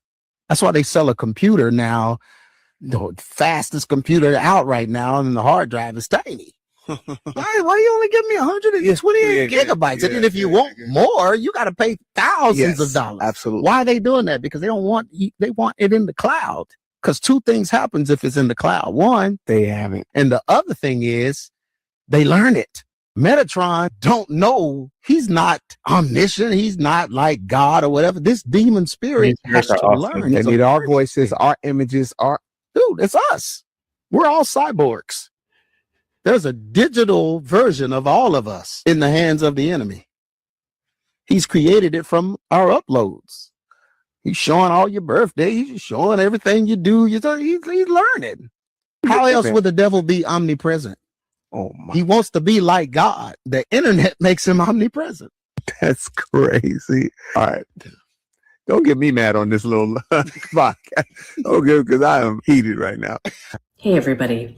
How would you feel if the FBI or the Department of Homeland Security copied the entire contents of your email account or your phone? If the answer is not good, you need to watch this. The company behind Ring doorbell cameras addressing privacy concerns after their Super Bowl ad ignited a bit of controversy. Now the company's ending its partnership with a surveillance firm. Palantir is the AI firm used by Israel and ICE for surveillance. Its founder, Peter Thiel, appears over 2,200 times in the Epstein files.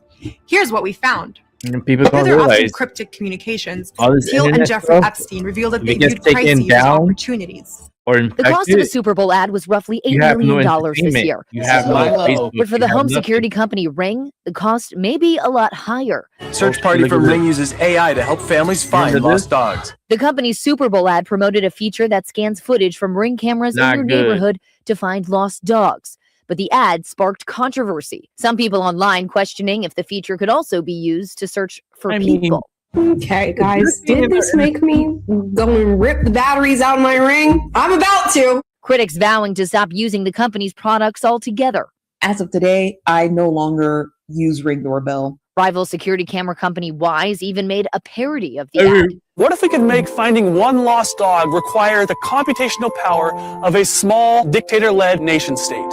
But Ring says the feature was built with strong privacy protections from the start, saying it can find only lost dogs but and they're has no recording capability to people at find all people. times. Ring also says Look at what users they're can doing opt with out of the feature. This is a privacy first way of doing things, but it also allows us to, be better neighbors. My mission has always been to make neighborhoods safer. Ring users have also expressed concern about the Amazon-owned company's partnership with Flock Safety, a surveillance technology company that has contracts with law enforcement They to keep use its you on a automated license file. plate readers. They keep Flock you saying safe it is on a engaged file. with customers to understand expectations around accountability, transparency. All right, I usually don't do this with Jason today, but is My Mind or Your Matter.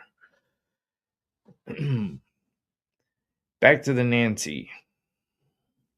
Because her ring, whatever they want to call it, all these different names they want to call this recording device, did not have a subscription.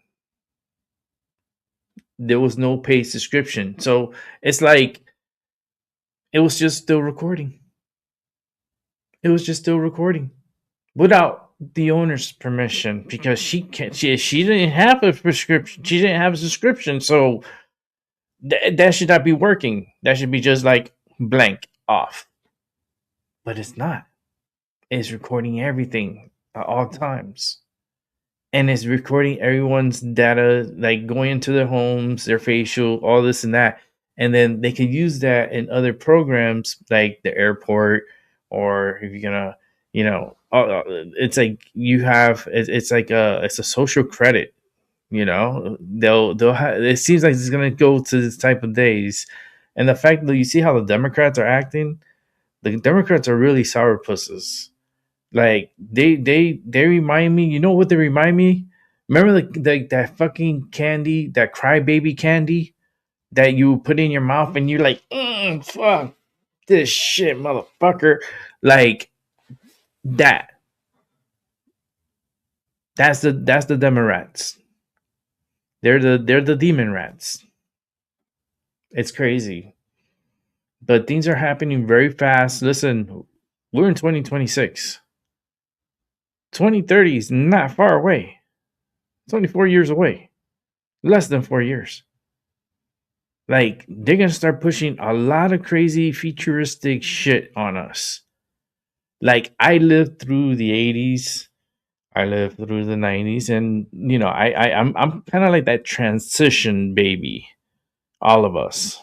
Us, the olders, like, we're all transitioning because we didn't have any of this motherfucking shit back in the days. None of this. I remember when the VCR came out. I remember when it came out. My mom went with my uncle to buy one. He bought himself one, and my mom bought herself one because they both went to go buy them. And then my mom put it onto the television, this and that, and then it's just like, yeah, like you can record shows, you can record movies, because at that time we had cable. Cable just came out. So what my mom used to do is she used to get blank tapes, and then if a good movie came out, like a new movie but a good one, she would record it. And that's like anxiety, because you don't know if this shit's recording or not. So it's like, fuck, you would like to see that movie again, and then HBO, they'll show it again, but another time. But sometimes you want to see it like back to back. So my parents, put the movie, and sure enough, it records, and then we watch the movie again. So I remember those days, man. I remember the days, with the fucking, like, the 8-tracks. I remember the 8-tracks. My dad had an 8-tracks in the car. And then I remember the vinyls. We had a lot of vinyls. We had like Michael Jackson, Prince, a whole bunch of different music. Julio Iglesias, the father, not the fucking kid. But really a lot of music. My parents had a little setup type of shit. But I remember those days.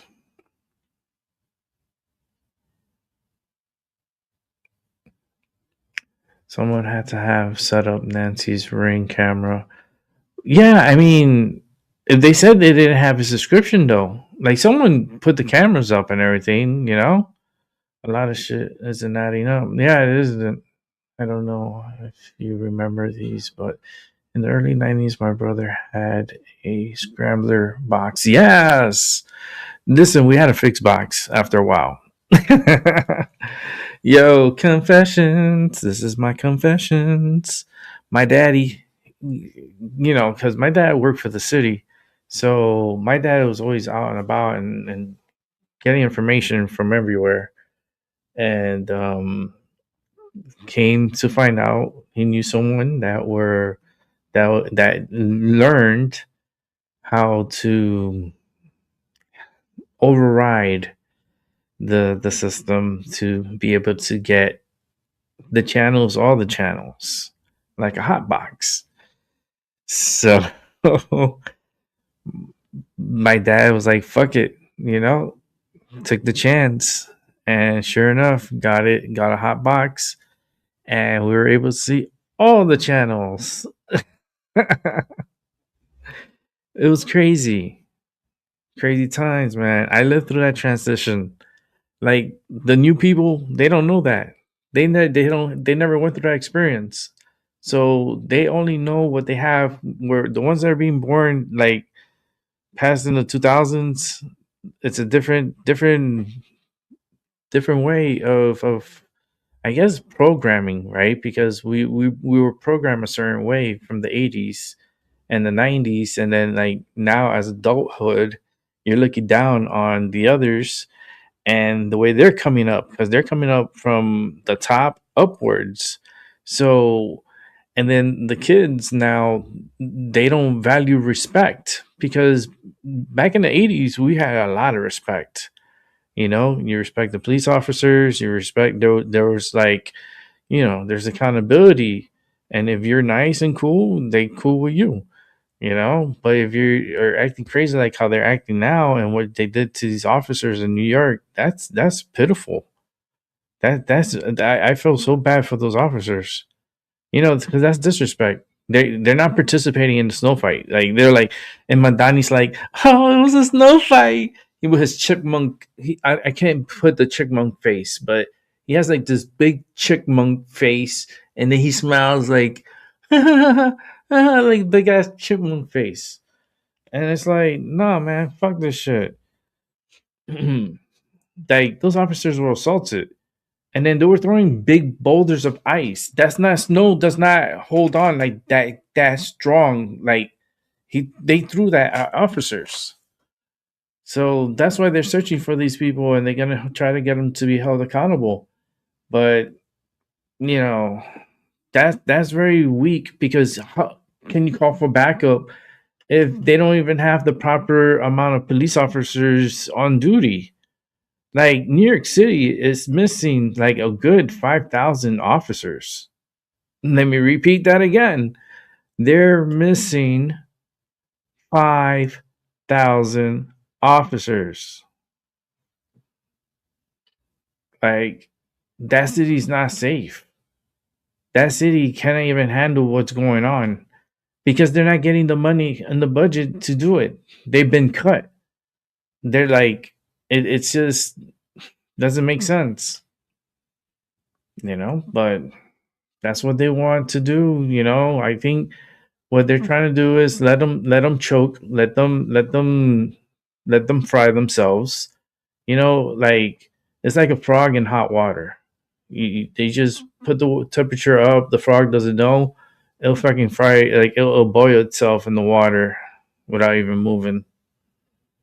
That's what New York and Seattle, Chicago, LA, like all these states, like San Francisco cities, San Francisco. There's so many cities all around, like Colorado. Like, God, it's just so much, and they're everywhere, and it's like cancer, especially Minnesota. Like the Somalis should be right now packing their shit and getting ready to go back to their country, because Omar, they're coming after you. They're gonna get you, and they're gonna get you on your bullshit, and your gig is up. And we're gonna parade you. We're gonna parade you. And then we're gonna send you off back to your country.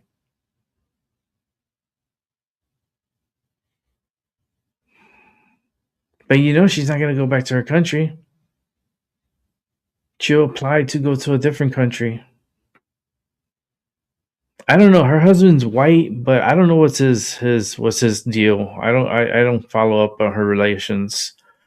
I'm not too nosy. I don't give a fuck who she's fucking. I know it's a white guy, but the way she disrespected Trump last night at the State of the Union, that was despicable. That was despicable. That wasn't nice. That was very, very, very evil.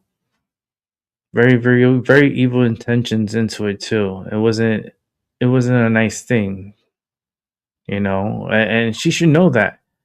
You know, listen, I can hate a lot of people, and I do hate a lot of people. But one thing first is I respect people. I don't care. Like, I just meet them like once of just, as long as you're a respectful person, you're a cool person, you say your please and thank yous. Listen, you got no problems. I got no problems. But there's people out there that are young, dumb, full of cum that are making problems and starting problems. And I think those are the individuals that we need to draft, and we need to send them out to this huge war that's going to be breaking out soon. And the draft sounds a great time to bring our contestants. Dun, dun, dun, dun, dun. Oh, frogs. Guess what? Hop your ass on this jet. You're going motherfucking out to fight in the front lines.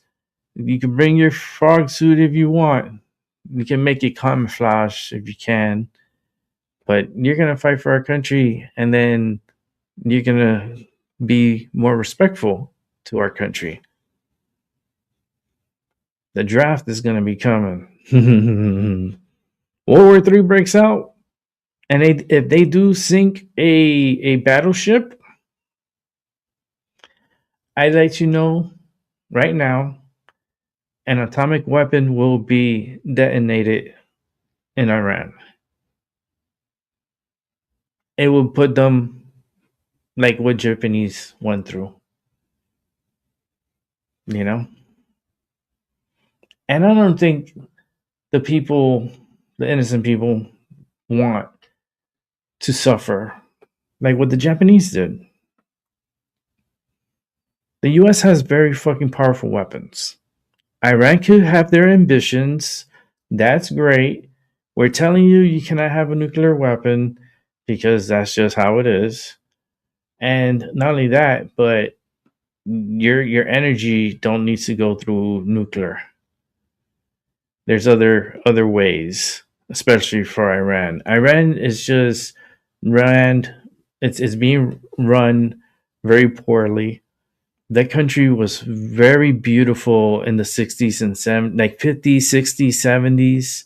Like, that country was a gem. A gem. Now, it's like the slums. Like, I don't get it. I don't get it. And the Ayatollah sitting in his golden throne. Okay. Time's up. Time's up. Listen, we'll start the draft. We'll get these fuckers, the ones from Seattle, LA, all the ones that are acting crazy, the young ones. Guess what? You've been drafted. Oh. Now you're going to fight for our country. And now you're going to see how we feel, you know, like how we respect this country. You're going to come back respecting this country too. Because a lot of these kids are young, dumb, full of cum, and all they know how to do is do their tiki-takis and play their video games. And when they get mad, they get mad. They do their little signs, they do a little dance, and they go all crazy, painting their hair all different colors and put a septum rings and put rings all over their face to look like, I don't know. I mean, I would say Hellraiser, but I mean, Hellraiser looked fucking cool. I don't know what these clowns look like. They look like fools. Anyhow, let me continue on with Jason A. I don't want to interrupt them. I had to get that out of me. I had to get it out. All right, let's go. And lawful use. I'm Liz Oyer, the former pardon attorney for the Department of Justice. There are two stories I want to share that are cautionary tales for all of us. The first is about a 67-year-old retiree named John who lives in Pennsylvania. In October, John read a news story about DHS's efforts to report an Afghan refugee who feared he'd be killed by the Taliban if he returned to Afghanistan.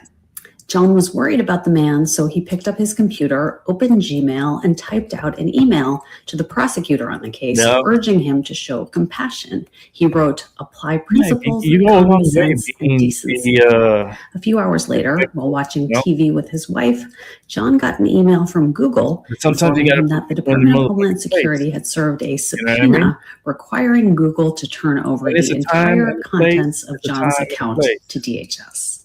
DHS used something called an administrative subpoena, which does not require approval by a court. This was only the beginning for John. 2 weeks later, DHS agents showed up at his door to question him, all because of the email he wrote. The second story is about a Washington Post reporter named Hannah Nathanson, who covers the federal government. After DOJ started wreaking havoc on government agencies, over 1,000 federal employees reached out to Hannah to share their stories, confidentially, which is not a crime. Then, in January, the FBI showed up at Hannah's home with a warrant to seize her computers and her phone. And here's the craziest part. The warrant actually authorized the FBI to force Hannah to unlock the devices with biometrics, meaning her face or her fingerprint, so they could access the contents. So what can we do to protect ourselves? Well, I'm not a tech expert, but in Hannah's case, it turns out her iPhone was in lockdown mode, which is a setting that prevented the FBI from accessing her data with their normal tools. Another option is to disable biometrics and use a PIN instead. Law enforcement cannot require you to turn over your password. John's situation is tougher. Companies like Google are actually not even required to tell you if they get a subpoena for your account. In John's case, the subpoena asked Google not to tell him, but they did so anyway.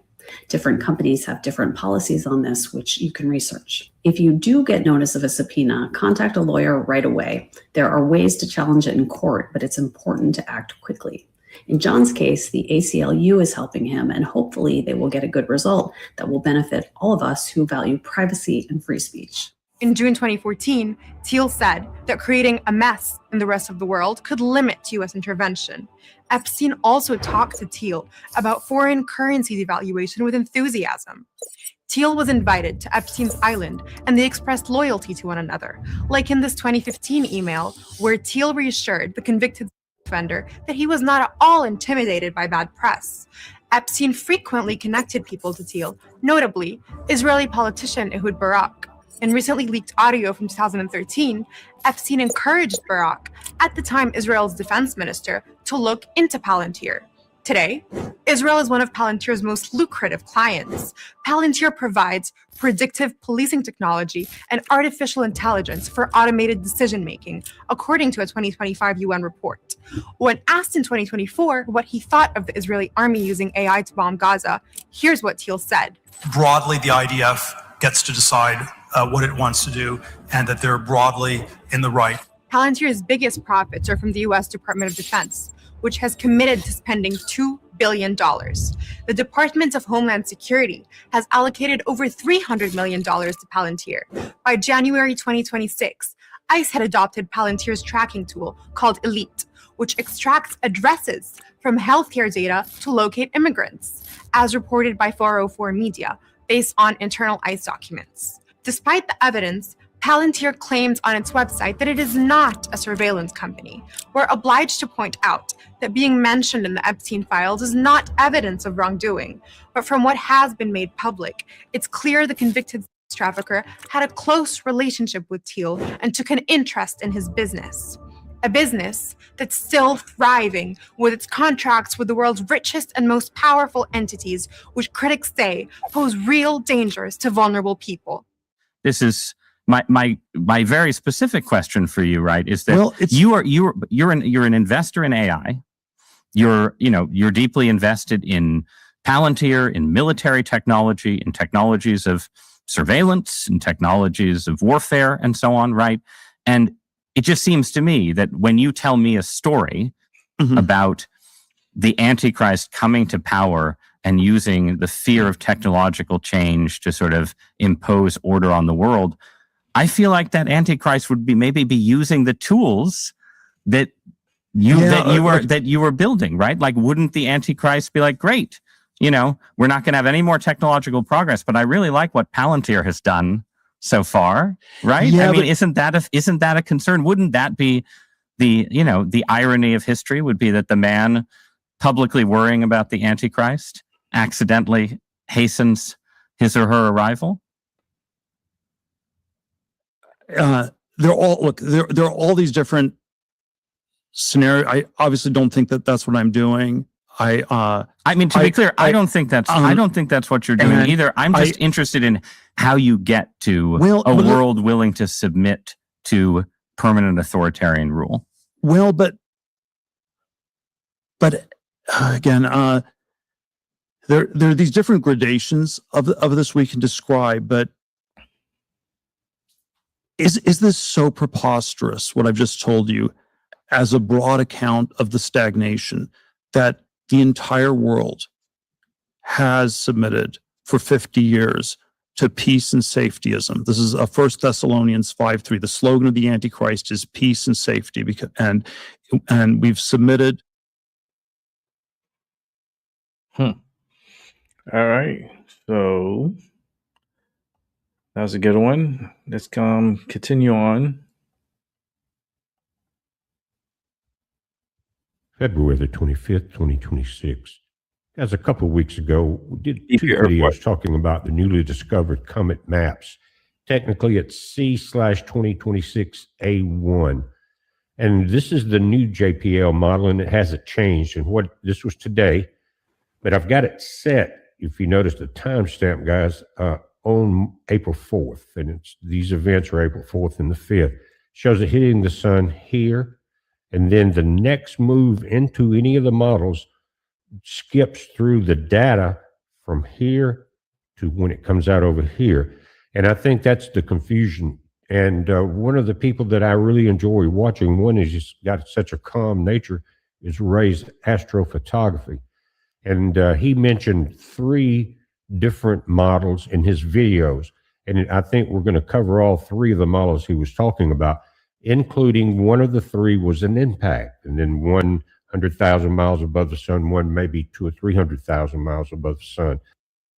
Now let's look at some of that data. Notice on the 4th, there's your date, and the sun distance is 7.9 E minus 3 AU. 1 AU is 100 million miles. And so let's take a look at that. If we translate it, that 799 E minus 3 is 742,716.9 miles. That's how far it is at that point to the center of the sun.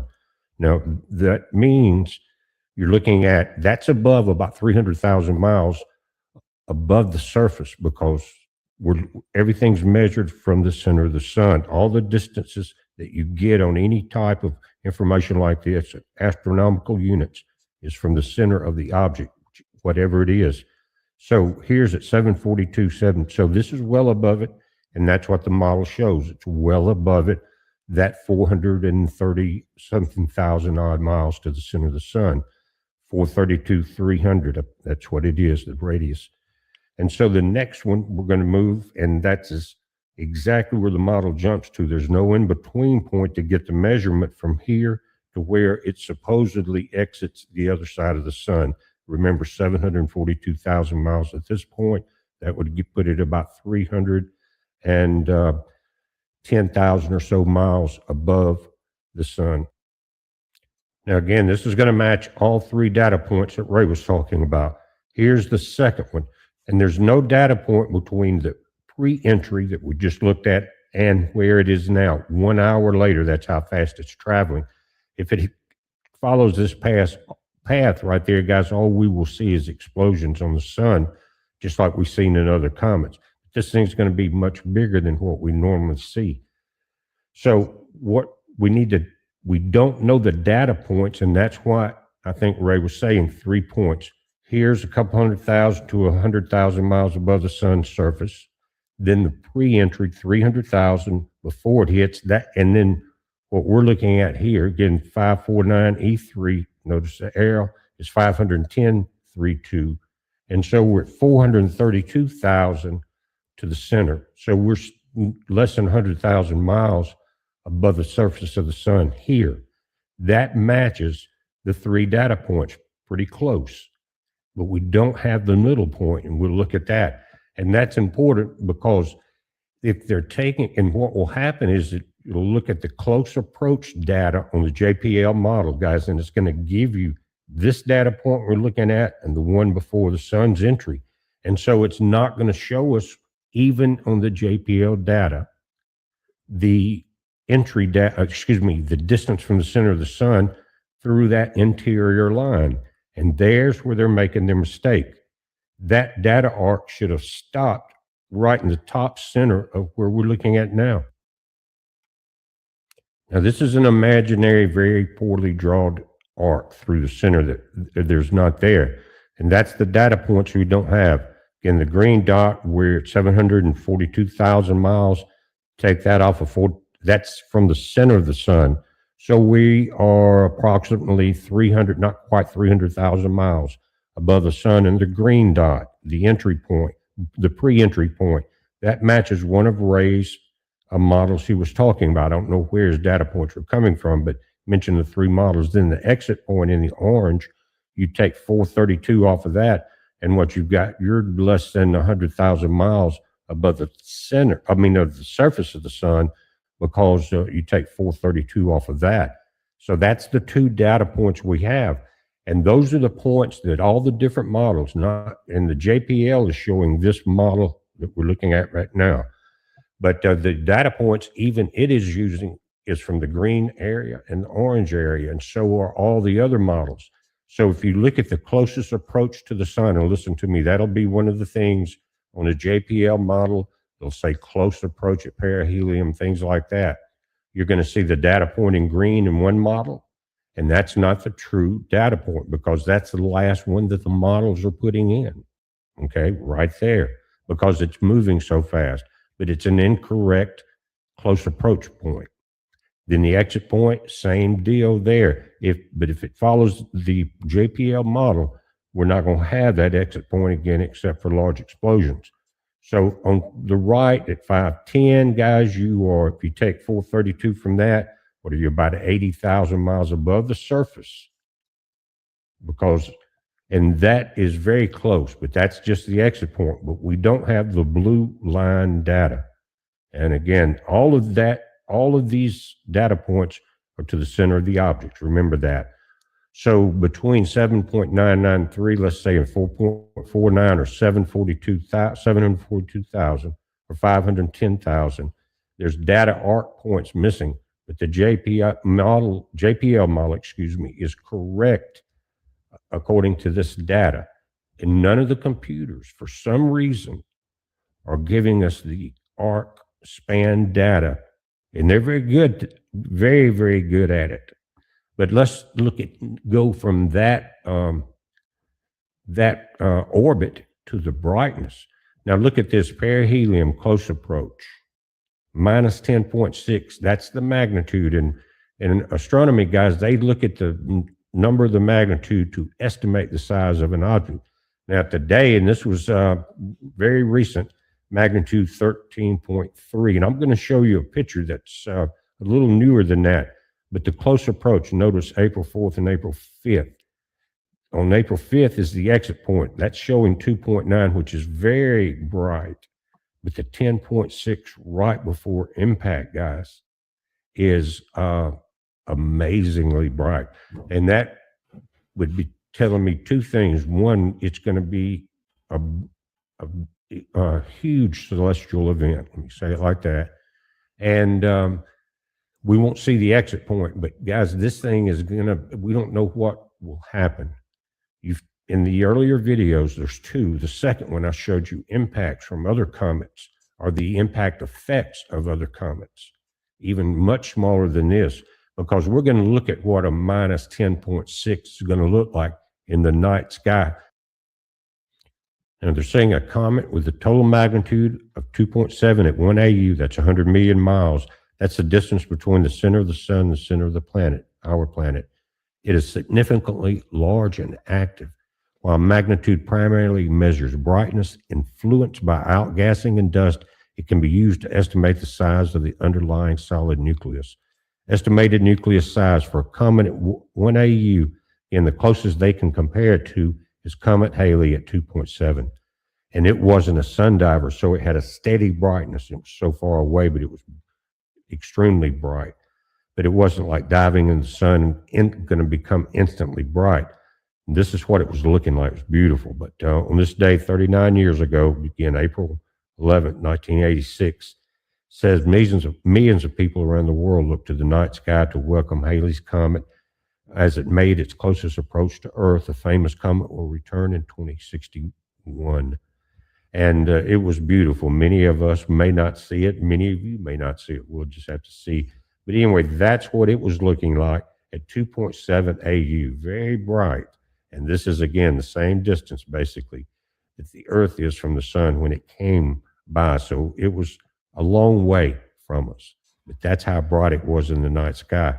And this thing is going to be in that range as it approaches the sun, but the brightness just before impact is going to be amazing. Let's take a look at that. Now remember the numbers today. Notice the top line, 13.3 is the number, or that's the magnitude. Smaller the big brighter. Now notice it's at 1.232 AU. So guys, you're over the distance they're saying that it would, they measured Halley's Comet at, and that got them down into the 2.427 to the 2.7, excuse me. Now, this is different. Again, it's approaching the sun. Look at this, April 4th, right before impact, of minus 10.6. Now, again, I don't think we're going to see this number right there.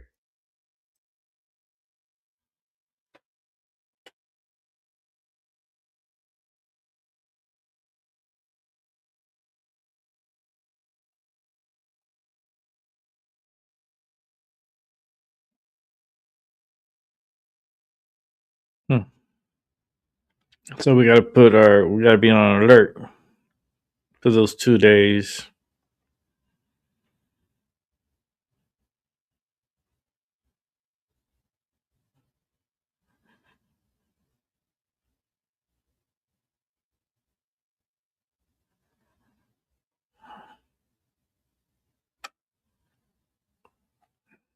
I guess he muted himself.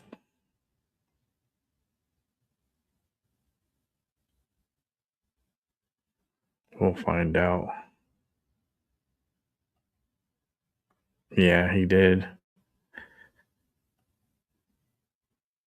See, you don't hear it. Yeah, no volume. Okay. Probably because he did a part 2. So let's go to the part 2. Now remember the numbers today. Notice the top line, 13.3 is the number, or that's the magnitude. Smaller the big brighter. Now notice it's at 1.232 AU. So guys, you're over the distance they're saying that it would, they measured Halley's Comet at, and that got them down into the 2.42 to the 2.7, excuse me. Now this is different. Again, it's approaching the sun. Look at this, April 4th, right before impact, of minus 10.6. Guys, quick update. The last 5 minutes of the video I put up earlier, I noticed in your comments, and I appreciate it, that the audio was missing from that section.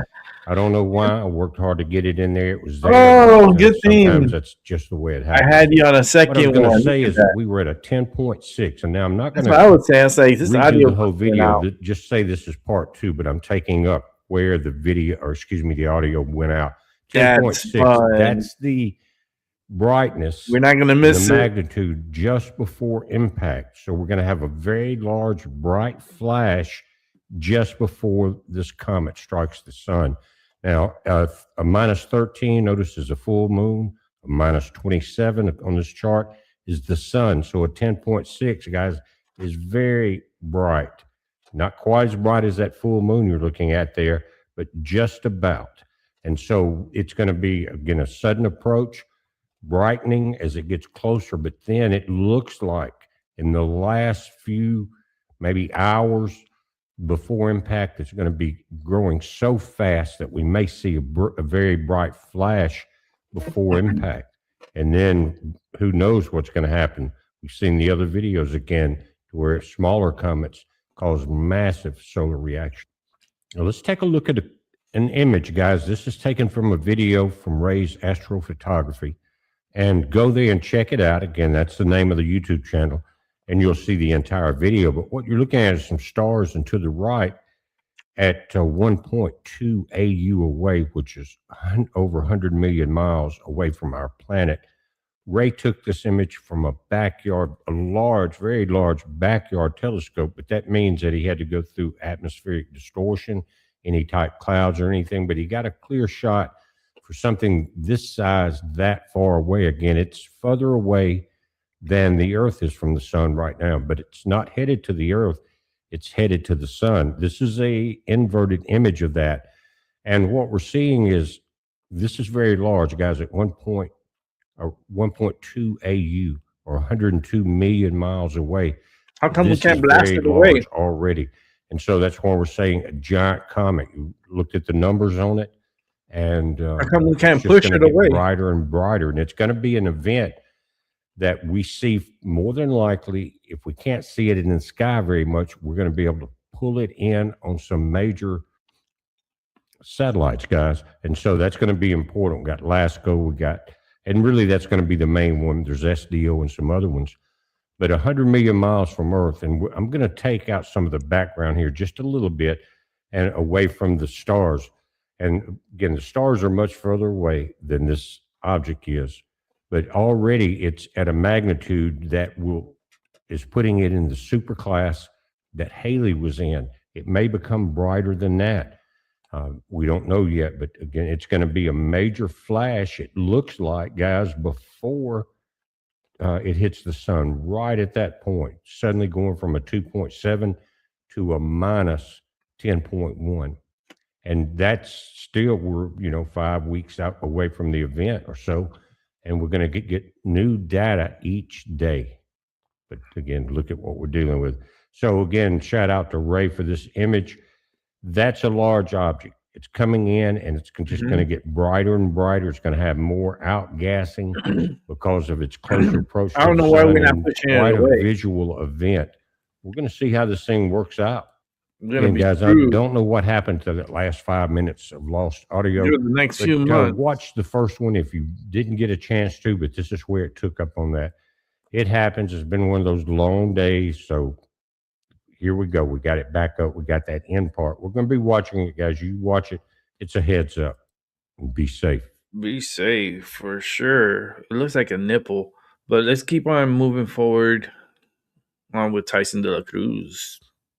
Arcadia Mayor Eileen Wang on Tuesday night refusing to answer our questions about a now convicted Chinese government spy. America, that woman that you just watched run from reporters, she's the mayor of Arcadia, California. And the convicted Chinese spy that she won't talk about, he called himself her fiance, ran her campaigns, and just got sentenced to 4 years in federal prison for building what prosecutors are calling a basic team to serve the Chinese Communist Party. Eileen Gu is 18 years old. She's a skier. She was born in San Francisco. She's not going to be competing for the country of her birth or her citizenship. Instead, she's going to be on China's Olympic team. But here's the part that should terrify you. While one Eileen takes Chinese money to betray her country on camera, the other Eileen is being cultivated by Chinese intelligence to infiltrate American city halls. Same playbook, different uniform, and California is ground zero.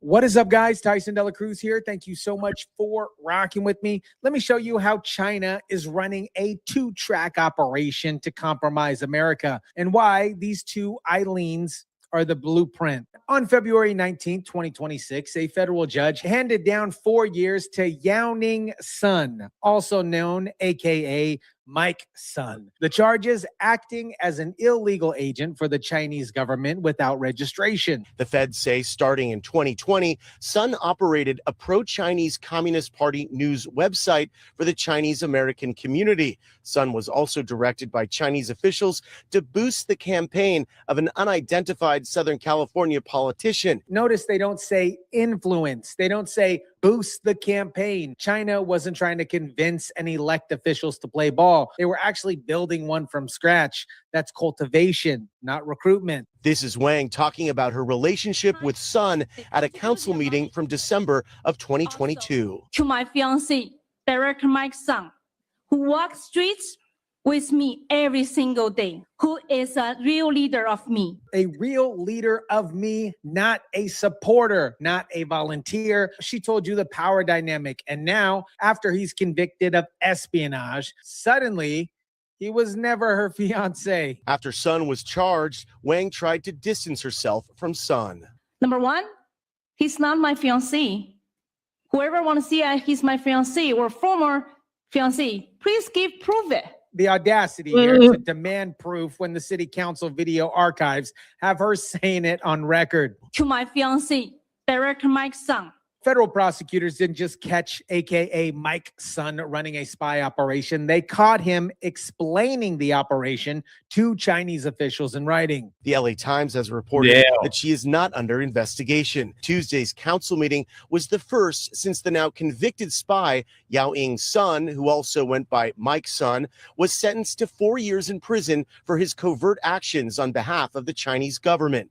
The feds say starting in 2020, Sun operated a pro-Chinese Communist Party news website for the Chinese American community. Sun and Wang co-founded something called U.S. News Center. Sun and Wang. Sounds like a great pairing, doesn't it? Also, this U.S. News Center sounds innocent. Sounds like a local news outlet covering city council meetings and high school sports, except the DOJ says it exists to push Beijing talking points disguised as community journalism. Here's how it worked. Sun created content favorable to Chinese government positions. Wang would amplify it as an elected official. The Chinese American communities gets fed propaganda that looks like it's coming from their own mayor. The feds say that Sun also tracked the movements of the president of Taiwan when she was here back in April of 2023, giving them real-time updates about what she was doing and where she was. We just jumped from local politics to international espionage, and Mayor Wang still won't answer questions about her relationship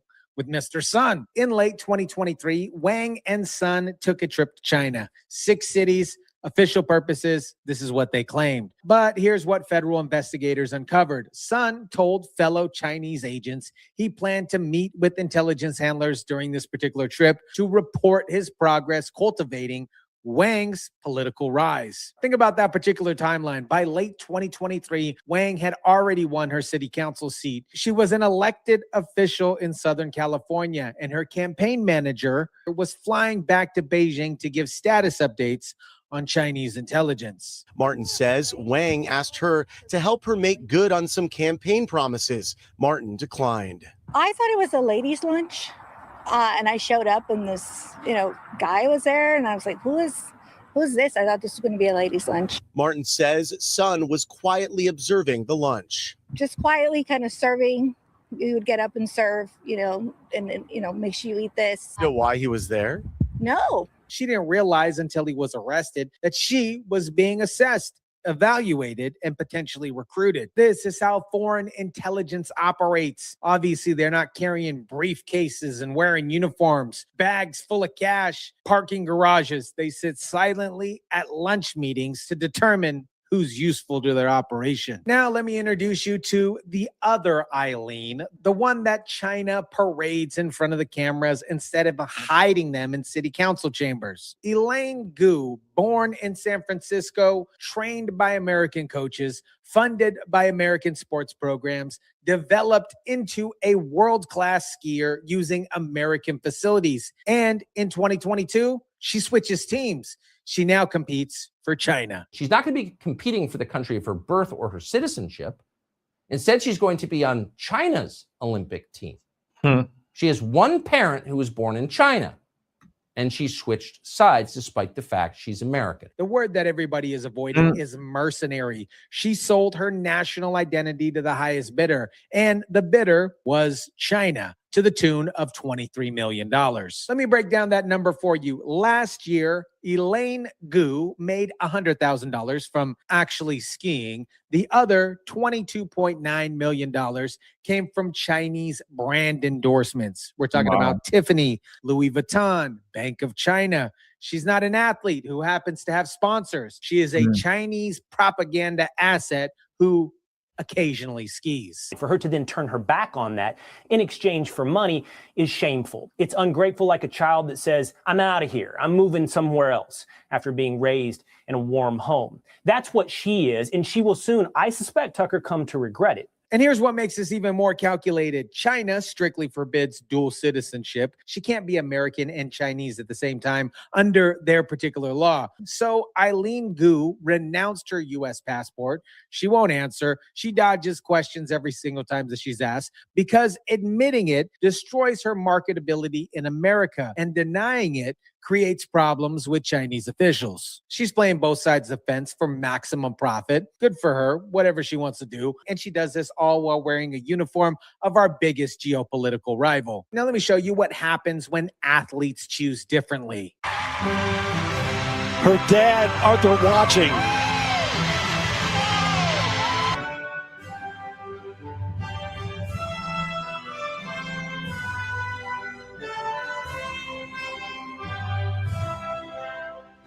That is Alyssa Liu, an American figure skater who just won Olympic gold. And the man in the crowd crying, full of tears and pride, that is her father, Arthur Liu, who didn't just watch her win. He escaped the Chinese Communist Party to give her freedom to compete for the country of her particular choice. You want to know the difference between Alyssa Liu and Elaine Gu? They both had Chinese heritage. They both have world-class talent. Both could have taken Chinese money and competed for Beijing. But Alyssa Liu looked at her father, a man who risked everything to escape communism, and she chose the American flag. Let's go. She didn't sell out, not for $23 million in Chinese endorsements, not for Louis Vuitton contracts, for a country that gave her family freedom. And you know what the leftist media did? They criticized her for being too patriotic, because throughout this entire Olympic fiasco, all we see is ungrateful athletes. They're upset that her and her father wrapped themselves in the American flag. This is what you're supposed to represent at the Olympics when you're an American. Think about that. A girl whose father fled communism celebrates American freedom. What a crazy idea. And the progressives are obviously offended. Meanwhile, Elaine Gu gets magazine covers and corporate sponsorships for literally competing against America. Chat, that tells you everything you need to know about which type of athletes our institutions want to celebrate. Think about these two Elaines. You think it's a coincidence that China is simultaneously cultivating local politicians in Arcadia and a celebrity athlete on a global stage. This is a coordinated strategy, soft power and sharp power, the celebrity track and the political track. And the choice between Elaine Gu and Alyssa Liu shows you exactly what China is buying: disloyalty. Because there's not an American company, honestly, Tucker, there's very few American companies that wouldn't and haven't already done the same thing as Eileen Gu. They've already turned their back on the United States of America in exchange for Chinese riches. Gu's sponsors include Victoria's Secret, Louis Vuitton, Chinese companies using forced labor. They're not just funding her, they're funding the entire soft power operation. Every commercial that she films, every photo shoot that she does, every time that she's photographed in Chinese fashion, wearing Chinese jewelry, it's selling young Americans the idea that betraying your country for money is aspirational. Meanwhile, back in Arcadia, Mike's son is using the exact same transactional logic with Mayor Wang. He's offering her campaign resources, media platforms, and political guidance. The only difference, he wants city council votes instead of Instagram followers. Longtime Arcadia resident and citizen journalist Sonia Martin met Sun at a luncheon before it was known he was a spy for the Chinese government. Martin says Wang asked her to help her make good on some campaign promises. Martin declined. Sonia Martin is doing what every entire city council should be doing, demanding freaking answers. But watch what happens when the reporter asks Mayor Wang about Sun's sentence. She speed walks away. No comment, no explanation,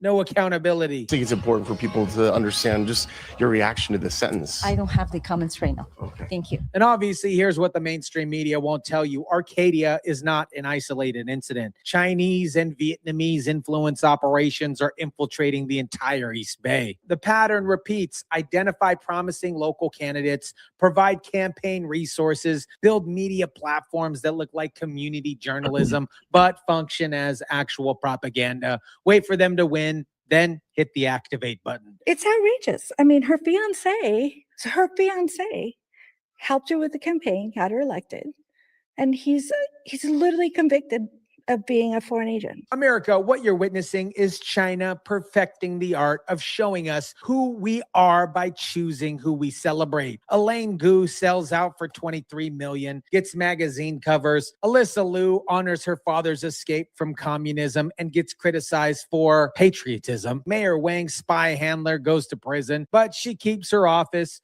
Mike's son tracked down foreign leaders on U.S. soil, and city council doesn't even want to discuss it. This isn't about two athletes or one corrupt mayor.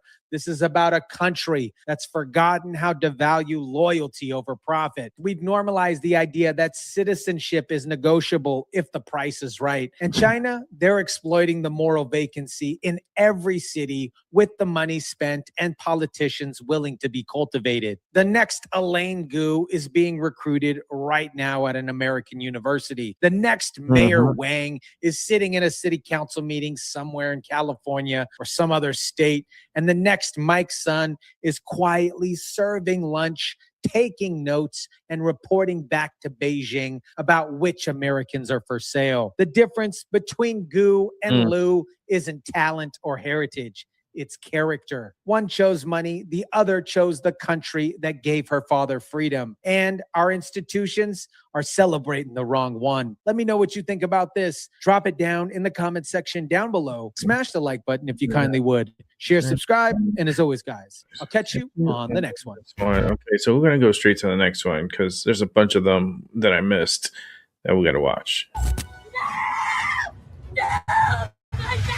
America, that woman screaming at the Salt Lake City airport thought she was boarding a flight to Washington. Instead, ICE says they took Leyva into custody because she came into the country from El Salvador illegally back in 2007 and then had a removal order from 2020. After months, she finally got deported. I'm talking to Marta Rinderos Leyva. Cuando yo iba caminando, ellos de repente por detrás. And the woman who apparently spoke perfect English during her arrest mysteriously only speaks Spanish now when she's given interviews about how traumatic this experience was. Me no hablo English. Oh, Lord.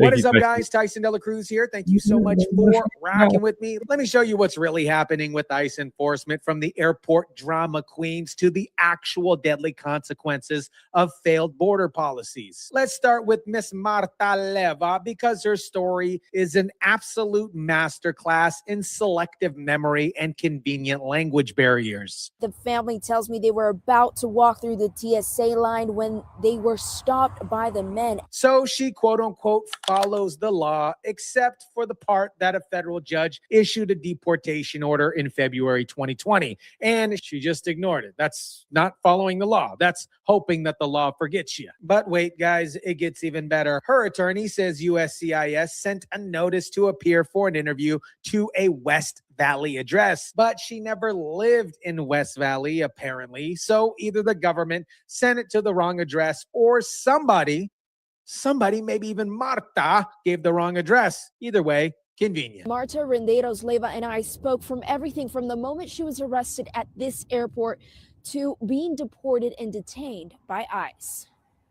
que no se lo deseo a ninguna persona. I'm talking to Marta Rinderos Leiva, the woman in this video who was arrested at the Salt Lake City airport last October. Cuando yo iba caminando, ellos de repente por detrás me dijeron, "Lady, stop." She says she was very confused. Yo no soy una criminal, yo no soy una delincuente. She says she had a lawful work permit. She said the officer ignored her concerns. 9 days in Salt Lake County Metro Jail, 12 days in another place, 1 day in Texas, 2 months bouncing between 2 facilities in Arizona, then Louisiana, where Miss Martha says the conditions were the worst. 100 people in one room, humid, wet, smelly, beds wet near the walls. Sounds like Louisiana to me. And through every transfer, every flight, she says that they were cuffed at their hands and feet. She didn't understand why. Well, Miss Marta, maybe because you've been dipping and dodging deportation orders for over 4 years. Maybe they just thought that you were illegal on the run. Illegal on the run. Now, here's where it gets absolutely hilarious. Watch this progression. She had a work permit and had no criminal history.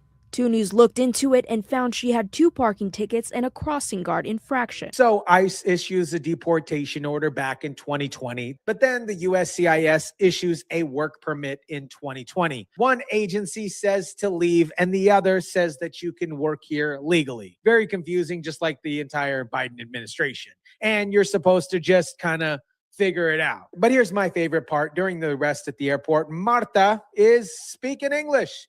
She's speaking English. The family is explaining everything to her in English. Her attorneys are filing motions in English, and she understands officers in English. And then she gets deported to El Salvador, and suddenly it's all Spanish. It's all Espanol. A full interview in Spanish. Every answer in Spanish. Like she just forgot English existed during her 4-month detention tour. Now I know what you guys are thinking. I'm not saying that Miss Marta is playing it up for the cameras, but I'm also not saying it, if you know what I'm saying. Because if you spoke English well enough to work here in America for years, you don't just lose it the moment you get deported. Now, while Marta is out here complaining about being cuffed during transfers, let me show you what happens when there's illegals on the run. A special education teacher was killed in a road crash on Monday. Police say the driver accused of slamming into her is an illegal immigrant with a deportation order who was allegedly speeding away from ICE agents. Dr. Linda Davis, special education teacher, driving to a staff training day at her school, and she was killed by Oscar Vasquez Lopez, an illegal immigrant from Guatemala who was ordered to leave the United States in 2024, decided to run from ICE agents. He pulled over, made a U-turn, ran a red light, slammed into Dr. Davis's vehicle, and killed her, all while fleeing federal agents who were just trying to do their job and remove somebody with a deportation order. Both the Savannah mayor and Chatham County Commission chairman have questioned whether ICE officers contributed to the crash by pursuing the suspect. Are you kidding me?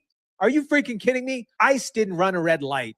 ICE didn't flee. ICE was trying to on somebody who shouldn't even have been here in the first place. But sure, let's blame the agents instead of the illegal immigrant who chose to run and kill someone rather than face deportation, face their consequences. Makes total sense to me. DHS is blaming the media and sanctuary politicians for emboldening illegal immigrants to resist arrest in the first place. DHS got it exactly right. When you spend years telling illegal immigrants that ICE is evil, ICE is the bad guy, that deportations are cruelty, that they have the right to be here regardless of court orders, you create this type of resistance. You make them think that running is an option. Teachers like Linda Davis, unfortunately, pay the price. Now, while all this is happening, Democrats have decided to shut down the Department of Homeland Security over ICE reforms. The clash over immigration enforcement now has the Department of Homeland Security locked in a partial government shutdown.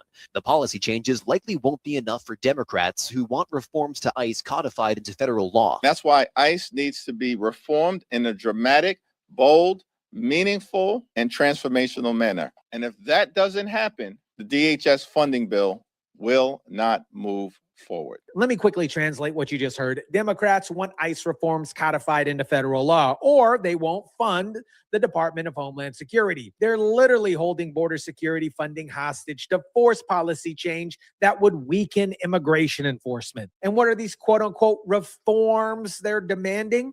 Watch this. ICE needs to be reined in. The clash over immigration enforcement now has the Department of Homeland Security locked in a partial government shutdown. The policy changes likely won't be enough for Democrats who want reforms to ICE codified into federal law. That's why ICE needs to be reformed in a dramatic, bold, meaningful, and transformational manner. Dramatic, bold, meaningful, and transformational.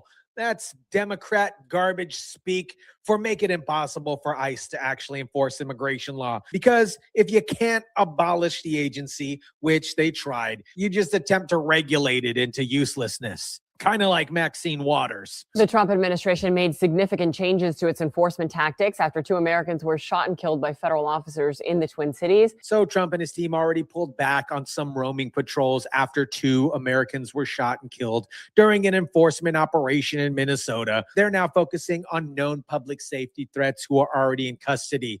That is a major operational shift there. But it's not enough for Democrats because they're going to lose their voter base. Who are they going to pander to? They want it to be written into law that ICE can't do mass deportations, can't detain certain categories of immigrants, and basically can't function as an immigration enforcement agency. The Trump administration is expanding ICE's ability to detain legal refugees. According to a Department of Homeland Security memo obtained by CNN, the department is broadening the Federal Immigration Authority's ability to detain legal refugees who have not yet obtained green cards. According to a Department Homeland Security memo, ICE can now detain legal refugees who have not applied for green cards within the first year in the United States. Not illegal immigrants, legal refugees who came through proper channels. The memo says these refugees need to be brought back into DHS custody for a review and interview to determine if they're eligible for permanent legal status or if they need to be placed into deportation proceedings. Refugee settlement groups say this could affect thousands of people who are legally present in the United States. And unlike illegal immigrants dodging and dipping deportation orders, these are people who followed the rules. And speaking of people who didn't follow the rules, let's check in on California, where ICE enforcement has basically become a game of whack-a-mole. Homeland Security sources say the Trump administration plans to move away from the roaming patrols that define the immigration crackdown in Minnesota. So Tom Homan went to Minnesota, created a unified chain of command, and shifted enforcement to focus on migrants who are already in jail for some other crimes. That's safer for the community, safer for agents, all according to Tom Homan. Translation, the roaming patrols got a little too messy after 2 people were shot and killed. So now ICE is only going after people who are already in custody, which means if you're an illegal immigrant with deportation orders and you just stay out of jail, you might be safe.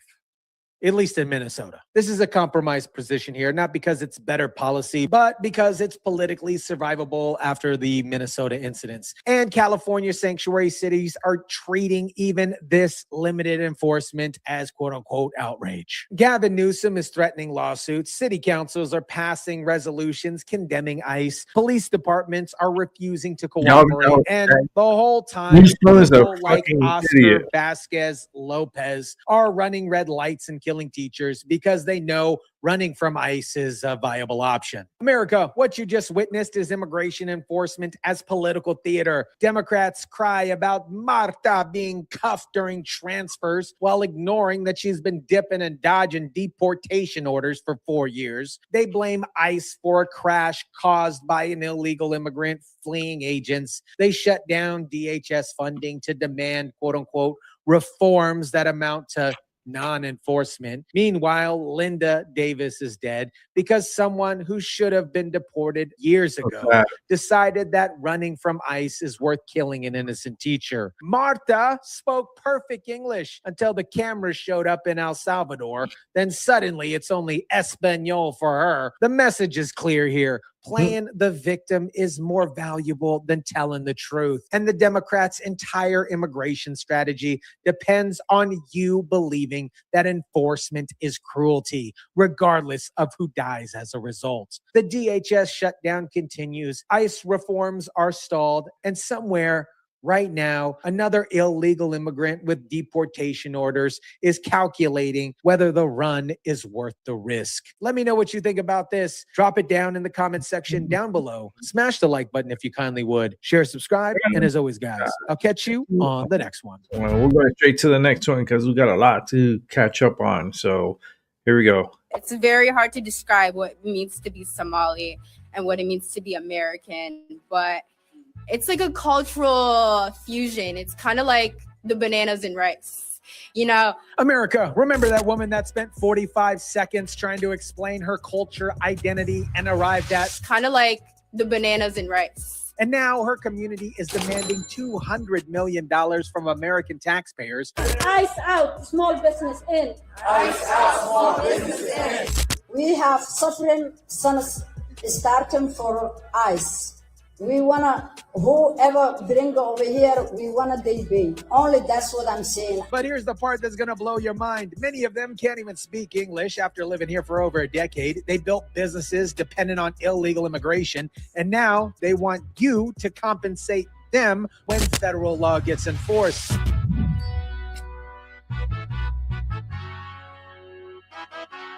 What is up, guys? Tyson Dela Cruz here. Thank you so much for rocking with me. Let me show you what happens when Democrats protect a voting bloc so aggressively that accountability becomes racist and fraud becomes cultural expression. Let me break down what Minnesota Somalians are actually demanding here, because the list is as circular as the bananas and rice explanation. Our community in Minneapolis and across Minnesota have experienced fear, separations, job loss, and severe economic costs. By the action of U.S. Immigration and Customer Enforcement, also known as ICE, we want to make sure that the existing relief program fits into our criteria. ICE out, families in. ICE out, small business in. Let me translate what you heard in case you didn't understand that. We built our businesses around the population that includes illegal immigration. Federal agents enforce federal law. Our business model collapsed. Therefore, you owe us $200 million. And notice how they want the relief fund to fit their quote unquote criteria, meaning Somalia and black and brown businesses specifically, not small businesses affected by anything, just obviously theirs. Identity-based cash distribution funded by your taxes. And that eviction moratorium, if you're a landlord and your tenant stops paying rent because ICE was in the neighborhood, you can't get evicted or you can't evict them. Your mortgage payment doesn't even matter. Your property rights don't matter. You just eat the loss while they demand justice. It's very hard to describe what it means to be Somali and what it means to be American, but it's like a cultural fusion. It's kind of like the bananas and rice. You know, people don't really see like, you know, it's you know, people don't think, oh, you can eat bananas with rice, but that's what it's like to be Somali and American. Guys, I think I'm really starting to understand the bananas and rice thing now. The demands here are just as clear. We want relief because we need relief, because the relief should fit our relief criteria, which means relief for us specifically. It's kind of like bananas and rice, but with $200 million. Now, while these demands are being made, our Congresswoman, Ilhan I Married My Brother Umar, decided to do some oversight, and watch what happens here. When did you give notice? And I just want to make sure you did not see any detainees. No, we gave notice 8 days ago. We got confirmation yesterday that we were going to be allowed in. And the last detainee was taken out at 11:30 a.m., 30 minutes before we were set to arrive. You gave 8 days notice that you were coming to inspect an ICE detention facility, and you're surprised. Ilhan Umar acts surprised that they moved everybody out 30 minutes before you arrived. Okay, This is the same strategic genius who spent 45 seconds explaining cultural identity through bananas and rice, or the same strategic genius that decided to marry her brother or married a fraudster. Allegedly. Of course, ICE cleared out the facility before the most anti-ICE member of Congress showed up for her photo op. They said 10 when we first got there, and 10 were gone. And then they said there were another 5.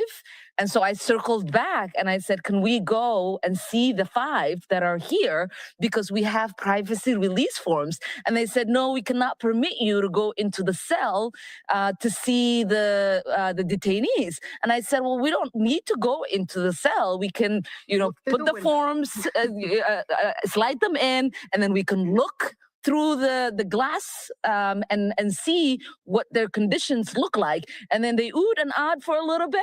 And then conveniently, as they were taking us towards the cell, someone said, there's not a single person left. And they took us into an empty cell. It's almost like ICE didn't want a hostile congresswoman using detained immigrants as propaganda props. What a mystery here. But Ilhan, I married my brother Omar, is so convinced that this, my friends, is a conspiracy. The timeline, she says, seems very convenient. This is what she says.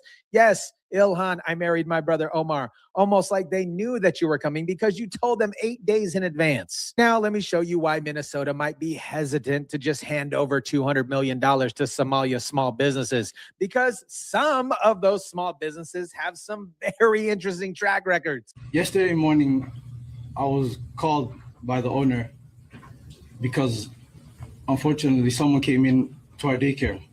We looked and saw what happened, and we saw that the suspect came in from the back, broke in from the back kitchen, and he also destroyed the wall. You guys remember this guy and what happened here? Someone miraculously broke into a daycare, destroyed a cinder block wall to get in, and stole all the enrollment documents and employee records. And they didn't steal the computers. They didn't steal the equipment. They didn't steal the cash, just the convenient paperwork that would prove who was actually enrolled and who was actually working there. And this happened right as the Leering Center investigation with Nick Shirley were ramping up across Minnesota, the child care subsidy program. This is absolutely incredible timing here. But the manager wants you to believe that this is targeting Somalia communities because one individual made false claims about fraud. One individual? No, Somalian dynamite. Multiple federal investigations across multiple states have uncovered hundreds of millions in documented childcare fraud. But sure, it's just one YouTuber making false claims. We're talking about the Quality Learning Center near downtown Minneapolis. First, it was closed, then it was open, and now we've confirmed it's closed again. You guys remember the Quality Learning Center? Unfortunately closed. Then, after the fraud video went viral, suddenly it was open with parents and kids flooding in to prove that this was operating.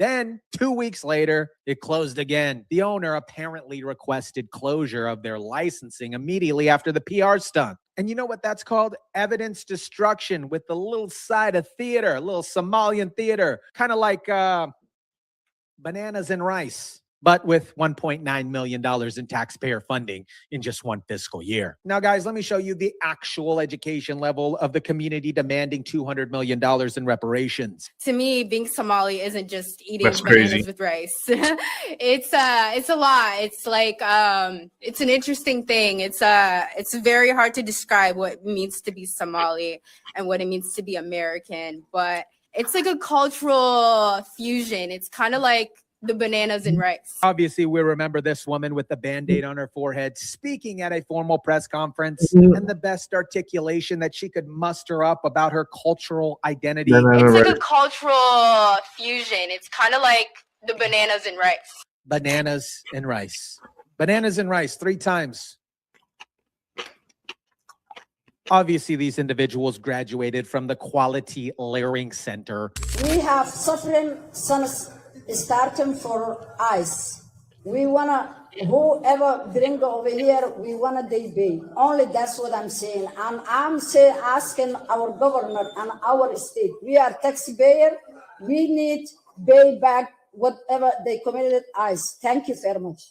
Representative West pointed out that 50% of Somalia immigrants in Minnesota don't even speak English well after being here for over 10 years. And you just obviously heard evidence of that in the previous clips. The woman is demanding taxpayer money that can barely construct a sentence in English. That, my friends, is not a language barrier. That is a refusal to assimilate. And now they want $200 million from people who do speak English and who do pay taxes. It's kind of like bananas and rice. Except the bananas can't explain what rice is, and they want you to pay for both. Now, let me rewind this to show you why nothing obviously got fixed. Because Tim Walz has decided that Somalia voters matter more than Somalia fraud. And for most of our history is the epitome of the American dream. Come to this country with nothing and build something to be proud of. Build something that creates jobs. What the fuck did they build? Something that creates this what they incredible stole, you diversity mean? and a food scene across this state that is second to none, to entrepreneurship, to the work that they've done. Meeting a few weeks ago down at the Hmong market, and a gentleman who came here and got a food stall, and 3 of his children are now medical doctors that went through American universities to become medical doctors to help make this state the best for healthcare. Those are stories we should be celebrating. This clip went nuclear viral. Notice how Walz immediately pivots to the food scene and incredible diversity. Translation, don't look at the hundreds of millions of dollars in daycare fraud. Look at the bananas and rice. Isn't it delicious? He mentions a man at a market whose children become doctors. Great story, completely irrelevant to the question of whether Somalia daycares are defrauding Medicaid. But it sounds good and protects his voting bloc. Not dangerous police chases through peaceful neighborhoods, not little boys in little backpacks being hauled away, and not mourning of parents and family for American and Minnesota citizens being killed on the streets. So enforcing immigration law equals dangerous police chases and little boys in backpacks being hauled away. But daycare fraud that steals hundreds and millions of dollars in taxpayer money is just part of the beautiful food scene that we're supposed to celebrate. Timmy Tampon Walz is the same governor who just dropped out of his re-election campaign because the fraud was so overwhelming to his administration. And he still won't admit that there's problems with the childcare fraud and the Somali community, because that would be racist, and racism is worse than fraud, apparently. You know, people don't think, oh, you can eat bananas with rice, but that's what it's like to be Somali and American. It's like that combination of banana and rice, but you're gonna get what I mean. Actually, I do get what you mean. The whole operation is circular logistics disguised as cultural expression. Here's the pattern. Build a business dependent on questionable subsidized programs. Resist any oversight as racist. When fraud gets exposed, destroy the evidence. When enforcement happens, demand reparations. Use political allies like Timmy Tampon Walz to frame enforcement as cruelty. Collect taxpayer money and repeat. The Quality Learning Center received $1.9 million in just 1 year. Somebody broke in and stole another daycare's documents right as the investigation was heating up. The Quality Learning Center was closed, then magically opened for 1 day. That proved that the fraud allegations were false, then officially closed again. We saw that there was important documentation, enrollment of the children, and also employee documentation that was gone. There were also checkbooks that were ripped from our check papers that were ripped from our book. This is devastating news, and we don't know why this is targeting our Somali community. They stole enrollment records that would prove fraud, and you're claiming the fraud allegations were false. If the fraud allegations were false, why did somebody need to steal the evidence? Exactly. And now the same Somalia community wants $200 million because ICE enforced the law. Same circular logic, same victimhood narrative, same demands for taxpayer money. It's kind of like bananas and rice, you know? I understood that reference. America, what you witness is the effective art of circular reasoning, protecting systematic fraud. Build a business around illegal immigration refuse to learn English, defraud childcare programs, destroy evidence when you get caught, demand reparations when law gets enforced, frame any accountability as racist, collect $200 million from taxpayers who actually speak English and pay their bills. Timmy Tampon Walls protects this cycle because that's his base that keeps him in power. Ilhan, I married my brother Omar, theatrically inspects empty ICE facilities after giving them 8 days notice. And the media celebrates the incredible food scene while ignoring the incredible fraud. The Quality Learning Center graduates are now demanding you compensate them for the trauma of having immigration law enforced in their neighborhoods. They want relief that fits their criteria. They want eviction moratoriums for tenants who stop paying rent. They want justice for people who are deported for being here illegally. And if you question any of it, you just don't understand the culture. It's hard to describe. It's complicated. It's very hard to put in words. You're going to get what I mean because it's kind of like bananas and rice. Let me know what you think about this. Drop it down in the comment section down below. Smash the like button if you kindly would. Share, subscribe. And as always, guys, I'll catch you on the next one. Another one. The next one. Oh, Tyson De La Cruz. Bears came to us.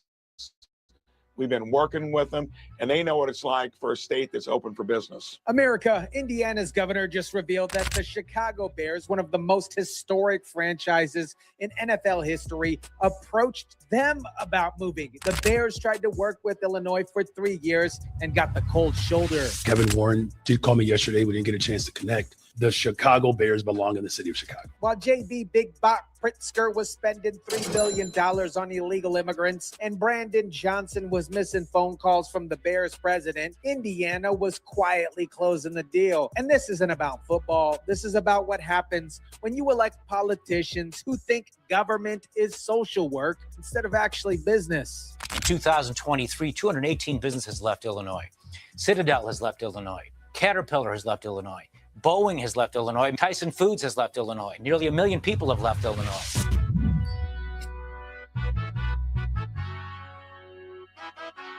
What is up, guys? Tyson De La Cruz here. Thank you so much for rocking with me. Let me show you how Illinois just proved that when you vote community organizers in instead of actual business leaders, you don't just lose companies. You lose your identity. Let me start with the timeline that nobody wants to talk about because it exposes exactly what happened. They started this conversation 3 years ago. 2.5 years, cold shoulder. 3 years ago, not 3 months, the Bears bought land in Arlington Heights, a Chicago suburb, and approached Illinois about building a new stadium. And for 2.5 of those 3 years, they got radio silence from Springfield. Do you guys want to know what type of message that sends? We don't need you. That's the message that it sends. Get out of here! Can't you see we don't want you anymore? So the Bears picked up the phone and called Indiana. Within 4 months, Indiana passed legislation enabling that particular deal. The Bears belong in the city of Chicago. The Chicago Bears belong in the city of Chicago. I've said repeatedly that the door is always open for conversations. Brandon Johnson says he can't understand the Bears' motivation while simultaneously claiming no politician has worked harder than him. Let me help you understand.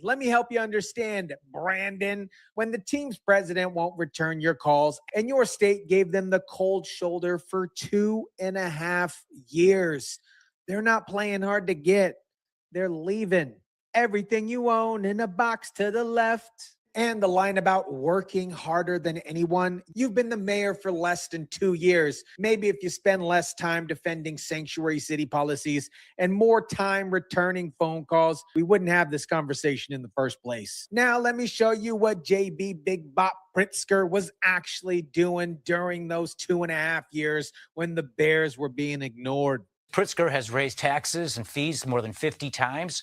He spent $3 billion on illegal immigrants, migrants. 50 tax and fee increases, $3 billion on illegal immigrants, and absolutely zero time to negotiate with an NFL franchise that wanted to stay in Illinois. You want to know what leadership priorities looks like? Pritzker had the time to fight Trump over border enforcement. He had the time to defend sanctuary city policies, but he didn't have time to keep the Chicago Bears. His priorities are all about defending sanctuary for illegal immigrants, tens of thousands of whom he knows are violent criminals, and he's turned his back on a working class fan base of the Chicago Bears because we love our Chicago Bears and we don't want to see them leave. When the former mayor Rod Blagojevich, a Democrat, calls your governance malpractice, you've crossed a special line of incompetence, Mr. J.B. Pritzker. He's saying Pritzker spent $3 billion on people who broke immigration law while ignoring a franchise that employs thousands and thousands of Americans and generates hundreds and hundreds of $1 millions in economic activity. That's not just bad priorities. That's blindness masquerading as compassion. And now here's the question that every voter wants to ask themselves. Would you hire J.B. Pritzker or Brandon Johnson to run your company? Think about the type of skills that are required to run a Fortune 500 company. We're talking about negotiation, fiscal management, competent awareness, team management, incentive structure, results-based decision-making. Now apply all of that to Illinois leadership. Well, busting moves and trying to sing baskets. That's how a lot of people remember Brandon Johnson. He spent about 5 years as an educator before moving on to a union job. Brandon Johnson's entire career before politics was teaching and union organizing. He never negotiated a deal in his life. He's never had to compete for customers. He's never had to use business strategy or KPIs, key performance indicators. He's never built anything that required attracting investment or retaining talent. His skill set is protesting and demanding, not creating value. And now he's trying to keep $1 billion organization in his city. And he doesn't even understand how to have the conversation in the first place. He missed the call and then says he can't get into his psyche of why the team would want to leave. That is not business acumen. That is fundamental incompetence. Pritzker inherited the Hyatt fortune, which one of the Pritzkers conveniently left because of the E-list, but that's an entirely different story. He didn't build it. He's never had to make payroll, compete for market share, or convince investors to believe in his particular vision. He's played with family money his entire life, and now he's playing with yours. I would not hire either of them to clean the bathrooms at a Costco, but Illinois voters put them in charge of the 7th largest economy in America, and now they're shocked that businesses are leaving. Our GDP growth is twice that of Illinois, and the number of people that have been moving in, I think I heard a stat where Fort Wayne, all the way over in the northeastern part of the state, its biggest population influx from the Chicago area. GDP growth twice Illinois. That's not marketing. That's measurable economic performance. Indiana is creating wealth at double the rate of Illinois under this leadership. And then they're going to build more. City in northeastern so it's going to be more attractive. Is experiencing its largest population growth from Chicago residents fleeing Illinois. People are voting with their feet. Businesses are voting with their headquarters. And now sports teams are voting with their stadiums. Economic development, since I've been there, Chicago is not doing it. The amount on incentivized jobs. Chicago's too worried about their immigrants by over 10%, 36 to 41 bucks. Spend 1/3 what other states spend on incentives. Raised wages 14%. That's called return on investment, ROI. That's what happens when you elect somebody with the CEO mentality who understands that government should enable businesses, not regulate them to death. Meanwhile, Illinois spent $3 billion on illegal immigrants and lost an NFL team. The contrast here couldn't be clearer. Now, let me quickly show you the pattern here, because this isn't just about one sports franchise making a business decision. This is systematic failure. Citadel has left Illinois. Caterpillar has left Illinois. Boeing has left Illinois. Mayor Daley and I were instrumental in bringing Boeing to Chicago. Tyson Foods has left Illinois. 218 businesses in 2023 alone, nearly 1 million residents. And now the Chicago Bears, each one individually is a red flag. Together, they're a pattern that screams, get out while you can. And you're probably asking yourself, Tyson, where did they go? Texas, Florida, Virginia, predominantly red states with lower taxes, less regulation, and governors who answer the phone when businesses call. Only 5 states in America are bleeding population worse than Illinois, and 4 of them, New York, California, New Jersey, Connecticut, all run by Democrats implementing the exact same policies. High taxes, heavy regulation, sanctuary city policies, and prioritizing illegal immigrants over citizens. That's not a coincidence, my friends. This is cause and effect. When you make your state hostile to businesses and expensive for taxpayers, people and companies leave every single time. Now, let me bring this home with the lesson that every American voter needs to learn from Illinois' failures. Ron was born and raised in Jasper, Indiana, which he still calls home. He and his wife met there back when they were in grade school, and they raised their 4 children there.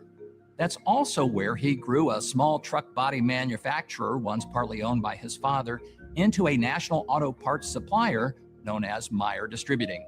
When you vote for your governor, you're hiring a CEO for a multi-billion-dollar enterprise, a Fortune 500 company that competes against 49 other business owners, CEO minds, businesses, residents, and tax revenue. Mike Brown built a business empire in the private sector. He understands competition, negotiation, and efficiency. J.B. Pritzker inherited a fortune and spent his entire political career pushing progressive ideology and eating McDonald's. One of them is attracting the Chicago Bears, raising wages 14% and doubling GDP growth. The other lost 218 businesses in 1 year, And the taxes while is not spending gonna be as $3 high. billion on illegal immigrants. J.B. Pritzker had some strong words about Indiana there in the clip that we showed. Nobody wants to go to Indiana. They don't take care of their workers and they don't provide health care. Nobody wants to go. Nobody wants to go to Indiana. Tell that to the nearly million Illinois residents who moved there. Tell that to the Chicago Bears. Tell that to the 218 businesses that fled Illinois in they're gonna 2013. Tell that to Fort Wayne, whose biggest population growth is from Chicago refugees. This, my friends, is what denial looks like with the side of extra pickles. Reality contradicts your ideology. Big Bob Pritzker can't admit that his policies Indiana has a failed, lot of so money. he mocks the state that's succeeding. And Indiana's response? You gotta remember, Just they keep got the winning 300. while Illinois keeps losing. Indianapolis America, what you're 300. witnessing isn't just about football. The Chicago Bears, the Bears leaving Illinois is a symptom of ideological for them. governance destroying economic It's gonna look competitiveness. really While nice. the former Like, governor the area of is Illinois, gonna a look nice. Democrat, calls Pritzker's performance And you know something? malpractice when a The Super city Bowl will mayor go can't there. return a phone call from an If they do NFL build team it president, in when a Indiana, state spends $3 I billion guarantee on you, illegal like immigrants after while it giving opens, an NFL it's franchise gonna a be cold shoulder for 2.5 years. they're gonna You're host the not Super Bowl just there. watching incompetence. You're watching priorities. J.B. Pritzker choosing sanctuary cities over the Bears. Brandon Johnson choosing progressive activism over business retention. And Illinois voters choosing community organizers over business mind CEOs to run the state. The result? 218 businesses gone, nearly 1 million residents fled, and now the most iconic franchise in Chicago football sports team. history is moving How long 15 before minutes across the the Cubs state leave? line. Indiana didn't steal the Now Bears. that's gonna be Illinois very gave 'em impactful. away. And if voters don't If the start Cubs to decide understand to that leave. governors are CEOs competing for business, That the will break exodus Chicago. will continue until there's nothing left. Let me know what you think about this. Drop it down in the comments section down below. Smash the like button if you kindly would. Share, subscribe, and as always, guys, I'll catch you on the next one. We have a next one. Got it. Set it up. Let's watch. Oh, this guy! Look at his face. He got that face. You just want to punch it right in the fucking as hard as you can, right in his face, and then he looks like that, like. I look like a doofus. I am a doofus. I am a golden spoon fed Madani. I do good job. Look, mommy. Fucking asshole. If you'd like to sign up to be a paid snow shoveler, you can go to any DSNY garage from 8 a.m. to 1 p.m. tomorrow on Sunday. America, that woman that just documented what it takes to shovel snow in New York City under socialist leadership. It really is remarkable that he would think you need 5 forms of ID to shovel snow. The same mayor who requires 5 forms of identification to shovel snow has spent his entire political career claiming that requiring 1 form of ID to vote is racist. Less than 2 months into his first term, and Mayor Mamdani is already facing financial blows. He just proposed cutting $22 million from the NYPD budget and canceling 5,000 new officer hires during a staff crisis.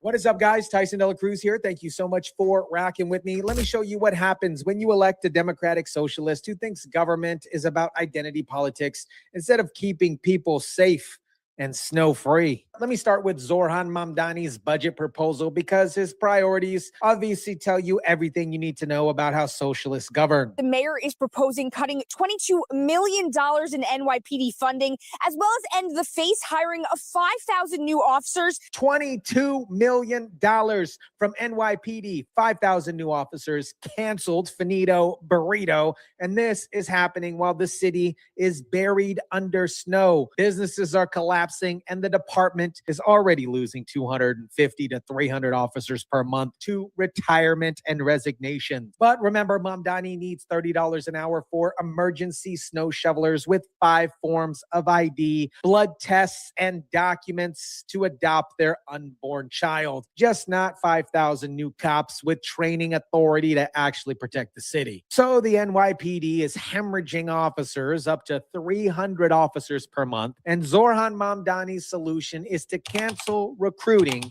and cut funding. This is absolute sabotage.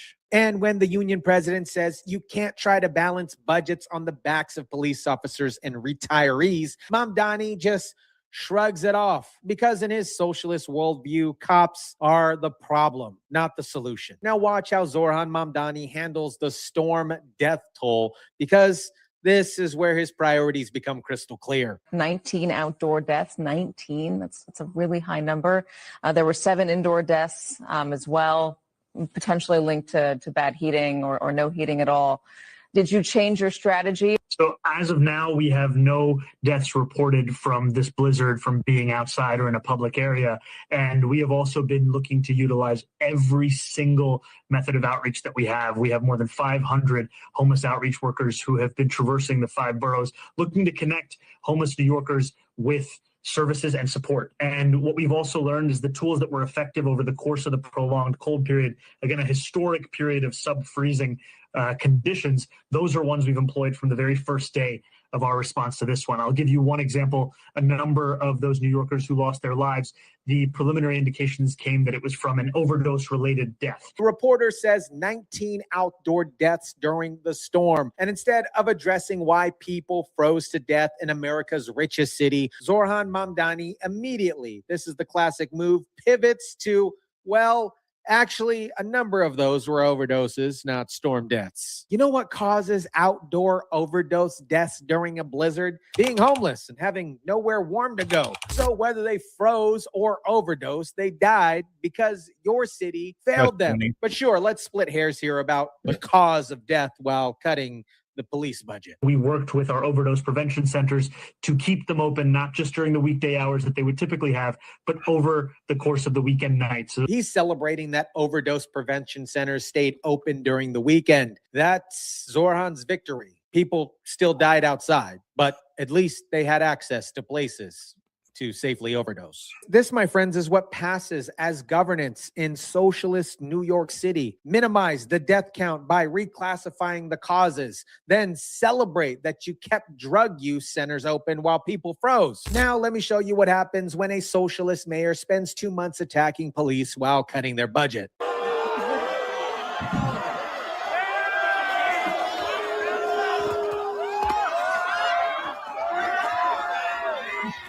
Damn. That's crazy.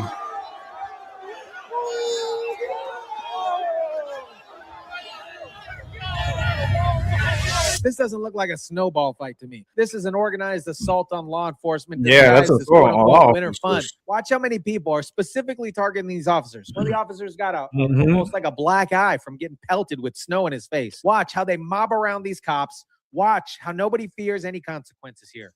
This is Disgusting. You know, why are these people so comfortable attacking NYPD officers? Because the mayor announced he's cutting their funding and canceling their reinforcements. When your boss publicly declares that you are not a priority, do not be surprised when the public treats you like you're not worthy of respect. New York is not going to be safe. It's going to be Gotham City. It's already turning to Gotham City.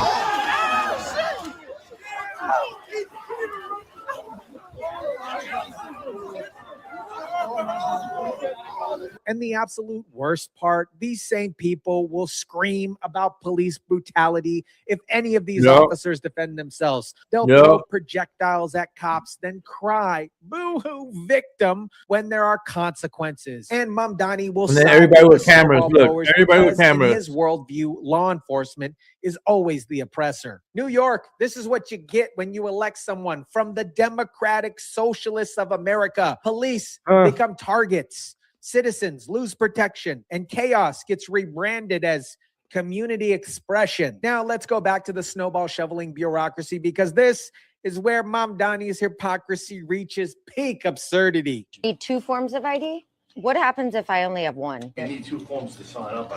One from this side and one from this side. It's so interesting because they want to tell us we don't need ID to vote, but we need 2 forms of ID to shovel, you know? Do I need to print the photos out? I have to print those. Yeah. What if I don't have a printer? Let me give you a list of what you need to shovel snow in New York City.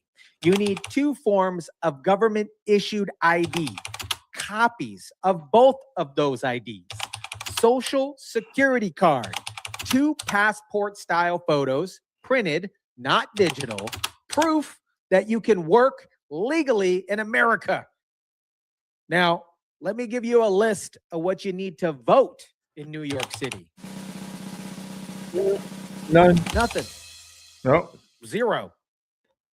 Nada. You can show up without an ID, sign an affidavit, but if you want to shovel snow for $30 an hour during a declared emergency, you need documentation that proves your identity, your citizenship, your work authorization, and you need to provide biometric photos, blood tests, and documents signing over your unborn child for adoption. Those are all exaggerations, but you do need a lot to shovel snow in New York. The argument against voter ID is always the freaking same. It's too burdensome. I can't find my birth certificate. I don't know where my ID is. Gavin Newsom.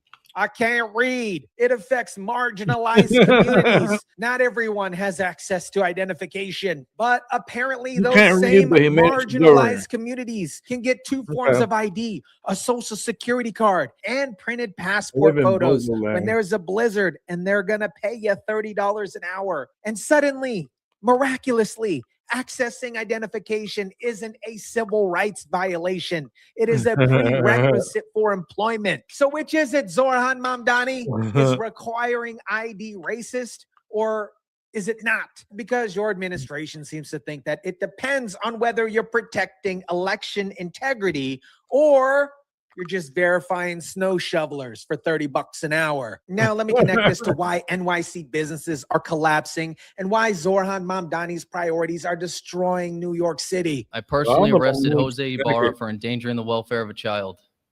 A few months later, I saw his face again in the news after he viciously murdered Lakem Riley. I did my job. I put him in custody. The system failed. No detainer, no accountability, no deportation, and an innocent American life was taken. The system should have worked. ICE should have been notified. A detainer should have been in place. Deportation order should have followed that. Instead, Ibarra was released. No ICE notification, no consequences. And months later, he murdered Lakem Riley in Georgia. That's not a failure of one cop or one precinct. That's sanctuary city policies working exactly as designed. New York City spends up to $3 million for every inch of snow removal. But where to get the funds for the big plow? And what if there's another one that heads into New York City? Right now, the city has a projected $5.4 billion-dollar budget We're getting another shortfall in storm newly minted Mayor next Zoran Monday. Mamdani's plan to raise taxes to fill the hole. And while sanctuary We policies might get protect another storm criminals who next should be Monday. deported, Monday, businesses are Tuesday. obviously fleeing, not because of taxes alone, not because of regulation alone, because the entire governance model prioritizes ideology over safety, protection over enforcement, and virtue signaling over result. When you're a business owner and you watch the mayor cut police funding while defending sanctuary policies that released a child endangerment suspect who later committed murder, you start calculating exit strategies. When you see officers getting pelted with snowballs while your mayor celebrates overdose prevention centers, you absolutely instantly realize this city doesn't value order. That is why, my friends, businesses are leaving. That is why property values are collapsing. That is why anyone with options is heading for the exits. Now, let me show you Mamdani's actual priorities, because what he does reveals more than what he says here. My shovel is outdated, but they have another one waiting for me. New model. They're going to hold on to it for me. I have to come back with the proper attire. Your shovel is outdated. Come back at 8 p.m. instead of 8 a.m., even though the mayor told you to come at 8 a.m. Bring 2 printed photos, because digital apparently doesn't work. Make sure you have copies of your ID, not just the originals. This is what bureaucrats do, my friends, when they have no real management skills. They create crazy processes. They add requirements. They micromanage irrelevant details while ignoring the catastrophic failures like police staffing shortages and storm death tolls. Mamdani can tell you exactly what paperwork you need to shovel snow, but he can't tell you why 19 people died outdoors during a storm. He can list 5 forms of required identification for manual labor, but he opposes requiring one form of ID to vote. He can keep overdose prevention centers open, but he can't. He absolutely cannot keep officers from being assaulted with snowballs. Those are Zoran Mamdani's priorities. Paperwork over people, processes over protection, ideology over competence. America, New York City's Democratic Socialist mayor That's their just gave you downfall. an absolute masterclass in what matters in the Their radical immigrants left. voted 5 like 10 forms of times. ID to shovel snow, You know? but voter ID is Oh, he racist. won. Cut police funding during a staff crisis, Allegedly, then right? act shocked when officers get assaulted by snowballs. The NYPD officer who arrested Lincoln Riley's killer watched the system release a criminal who went on to murder an American college student. Businesses are calculating their exit strategy while Zoran Mamdani defends sanctuary city policies. Somewhere in New York City, a woman with an outdated shovel and 4 forms of identification is waiting until 8 p.m. to help clear snow because bureaucracy matters more than result. This is what you voted for, New York. The next time someone tells you democratic socialism is about compassion and equality, show them New York City's emergency snow shoveler application and then ask them to explain the logic. The city is collapsing. Cops are under attack. People died in a storm. And Mamdani, he's solving paperwork problems. Let me know what you think about this. Drop it down in the comment section down below. Smash the like button if you kindly would. Share, subscribe. And as always, guys, I'll catch you on the next one. Last one. He means the last one because it's the last video of the night, and it's from Tyson De La Cruz. So let's go right to it. Enjoy. The first duty of the American government is to protect American citizens, not illegal aliens.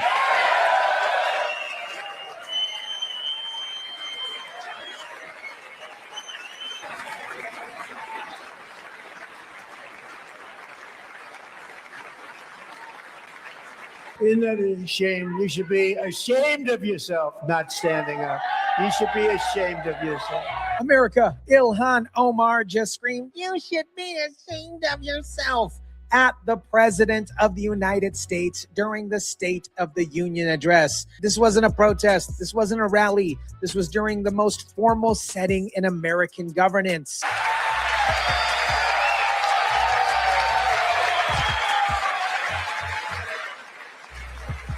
But here's the part that should tell you everything. While Omar was screaming and another Democrat was being physically ejected from the chamber, Trump was laying out results so undeniable that Elizabeth Pocahontas Warren ended up giving some claps and applauding. And Chuck Schumer's face when Trump called out the Dems for voting against tax cuts. That's not just embarrassing, my friends.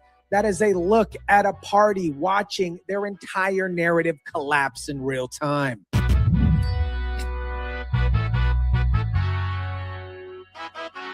What is up, guys? Tyson Dela Cruz here. Thank you so much for rocking with me. Let me break down the 5 moments of Trump's State of the Union that prove America isn't just recovering. We're dominating. And the Dems, the libs, literally can't sit through it. Let me start with the moment that made Ilhan, I married my brother Omar, lose her absolute mind. Because this is where Trump delivered the stat that Democrats have been trying to hide for months. And we will never go back to where we were just a very short time ago. We're not going back. Today, our border is secure.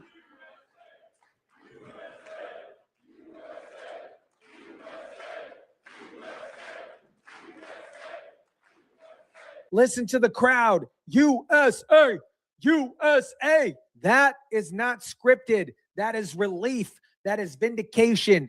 That is what happens when you tell Americans that the thing that they've been begging for, a secure border, is finally freaking happening. And watch the Democrats, stone cold face, arms crossed, refusing to stand. And Ilhan, I married my brother Omar, literally shouting from her seat. Because when Trump says the border is secure, he's not just claiming victory here. He's exposing their decade of failure and lies. Isn't that a shame? You should be ashamed of yourself not standing up. You should be ashamed of yourself. That is why I'm also asking you to end deadly sanctuary cities that protect the criminals and enact serious penalties for public officials who block the removal of criminal aliens. In many cases, drug lords, murderers all over our country, they're blocking the removal of these people out of our country, and you should be ashamed of yourself. That tells you everything you need to know about Ilhan, I married my brother Omar's priorities. She's not mad that Trump is lying. She's mad that he's succeeding because every illegal immigrant deported is a future Democrat voter gone. Finito burrito.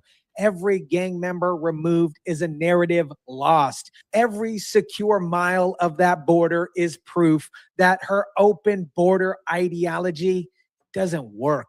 Now watch what happens when Trump pivots from border security to the economy, because this is where even the most radical Democrats couldn't help themselves. We ensure that all Americans can profit from a rising stock market. Let's also ensure that members of Congress cannot corruptly profit from using insider information. They stood up for that. I can't believe it. I can't believe it. Did Nancy Pelosi stand up if she's here? Pass the Stop Insider Trading Act. Elizabeth Pocahontas Warren, who literally wants to break up big corporations and tax wealth, just applauded Trump for calling a ban on congressional insider trading. Can you believe it?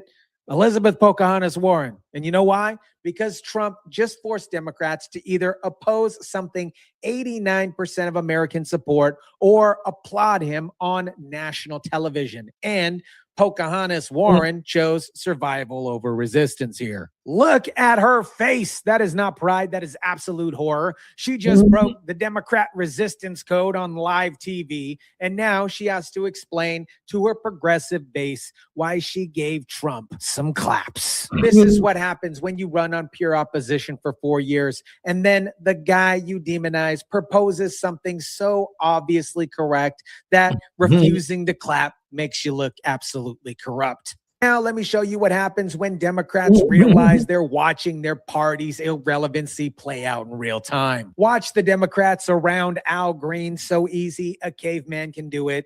They're not defending the ejection here. They're not standing in solidarity. They're looking down at absolute embarrassment because even they know that screaming during the State of the Union, looking like a caveman, unshaved, regardless of who the president is absolutely unhinged behavior. This is the same party that lectured Americans about defending our institutions and respecting democratic norms. But when Trump lays out economic growth, border security, and policy wins, they can't sit through a speech without getting physically removed. And Ilhan, I married my brother Omar, and Al, so easy, a caveman can do it, Green, weren't the only ones. Multiple Democrats disrupted the speech. Some refused to stand for absolutely anything, not economic growth, not job creation, not even lower prescription drug prices through Trump RX, because standing and clapping means obviously admitting Trump is delivering results. And admitting Trump is delivering results means admitting that they're wrong. That is not opposition. That is absolute denial. When denial meets reality during a nationally televised address, you get Democrats like Al Green, so easy a caveman can do it, being escorted out by their own colleagues. Now, let me show you the single best reaction shot of the entire night, because this is where Trump twisted it like a knife. They wanted large-scale tax increases to hurt the people instead. But we held strong, and with the great, big, beautiful bill, we gave you no tax on tips, no tax on overtime, and no tax on Social Security for our great seniors. Schumer's face is the entire Democrat Party in one absolute frame. He can't smile. That would validate Trump. He can't frown. That would make him look petty. He can't clap. That would be political suicide. So he just freezes, caught between the reality Trump's tax cuts work and the political necessity of pretending that they didn't. Trump didn't just say Democrats oppose tax cuts. He said every single one of them. 0 Democrats voted for the legislation that's now putting thousands of extra dollars in families' pockets. And Schumer was sitting there while Trump reminds America of that particular fact. Republicans are obviously celebrating these economic wins that benefit every single American. Democrats are sitting there in silence, protests, because they oppose those wins because Trump did them and they think that it's wrong. This, my friends, is the same Democrat leadership that said Trump's tax cuts will destroy the economy and only benefit the rich and increase the deficit. Instead, economic growth accelerated, middle class incomes are rising, and Schumer just sits there. He just sits there knowing that every word Trump just said is absolutely true. Now, let me give you the moment that ties everything together, because this wasn't just a State of the Union. It was a declaration. Our country is winning again. In fact, we're winning so much that we really don't know what to do about it. People are asking me, please, please, please, Mr. President, we're winning too much. We can't take it anymore. We're not used to winning in our country. Based on fact, backed by border numbers, economic data, and foreign policy wins. And the reason it landed obviously so hard is because Americans spent 4 years under the Joe Biden administration being told that decline was inevitable, that America's best days were behind us, and that we needed to accept our diminishing role. Trump just told them and obviously showed them that that was an absolute lie. We're not in decline. We're not accepting anything. We are dominating. And the Democrats can scream, get ejected all they want, and sit there and protest all they want. The results don't change. The ovation wasn't just for Trump. It was the idea that America can still be the country that we know it should be. That securing the border isn't racist. It's necessary. That cutting taxes actually works.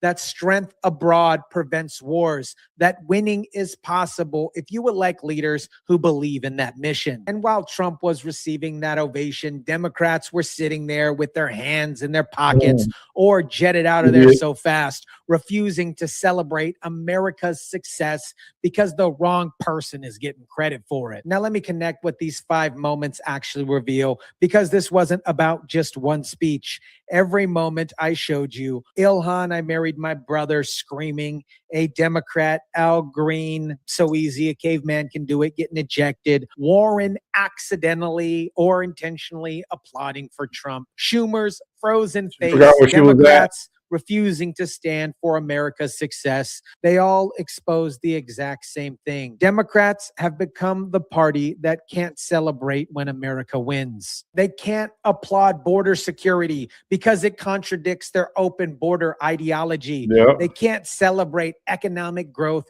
because Trump delivered it. They can't support congressional ethics reform without admitting their own corruption. They can't stand for American strength because they spent years saying strength is problematic. So what do? They just sit there. They scream. They look like they're constipated. They get escorted out, and they wonder why Americans are rejecting them in record numbers. Trump didn't just deliver the State of the Union address. He delivered a performance review on the opposition, and they failed on live TV. America, Trump's Yeah. State of the Union wasn't controversial because he lied. It was controversial because he told the truth. The border is more secure. The economy is growing. Americans are keeping more of their money, and the world is respecting American strength again. Democrats can sit through those facts without disruption because the facts threaten the narrative that they've been building when their entire political identity is Trump is bad and Trump delivers measurable success. You're left with 2 options. 1, admit you're wrong, or 2, double down on denial. Let me know what you guys think about this. Drop it down in the comment section down below. Smash the like button if you kindly would. Share, subscribe, and as always, guys, I'll catch you on the next one. And that was the last one of the night. It was a catch-up night, and we caught up, even with all the Tyson De La Cruz. I want to thank everyone who came by in the chat. Thank you, Terry and Albie. And I'm calling it a night. I'm tired. I want to get to bed. I'm not used to being up here again doing this, but it's fun doing it, and I have a good time. Remember the Pokemon Celebration 30th anniversary. Holy shit. You know, it's coming here it's coming February 27th. And I'm going to be opening one of the Pokemon Day 2026 collection pack. I'm going to be opening one of them. And I'm going to put that in my shorts. I'm going to put it in my YouTube shorts. And we'll see what else I'll open up. I think I want to open up the tin. It's the Pikachu tin that has Ascended Heroes in it. And I'm going to do short videos of each pack because I only like to open like one pack at a time. Because it's just, for me, I just feel I like to be patient. I don't like to open everything up and rush and, oh my God, I got to see what I have. And I'm the type of person that's like that could wait. You know, I don't need to rush. 1 pack a day is good for me. 2 packs that's awesome. Of like 4 or 5, that's incredible.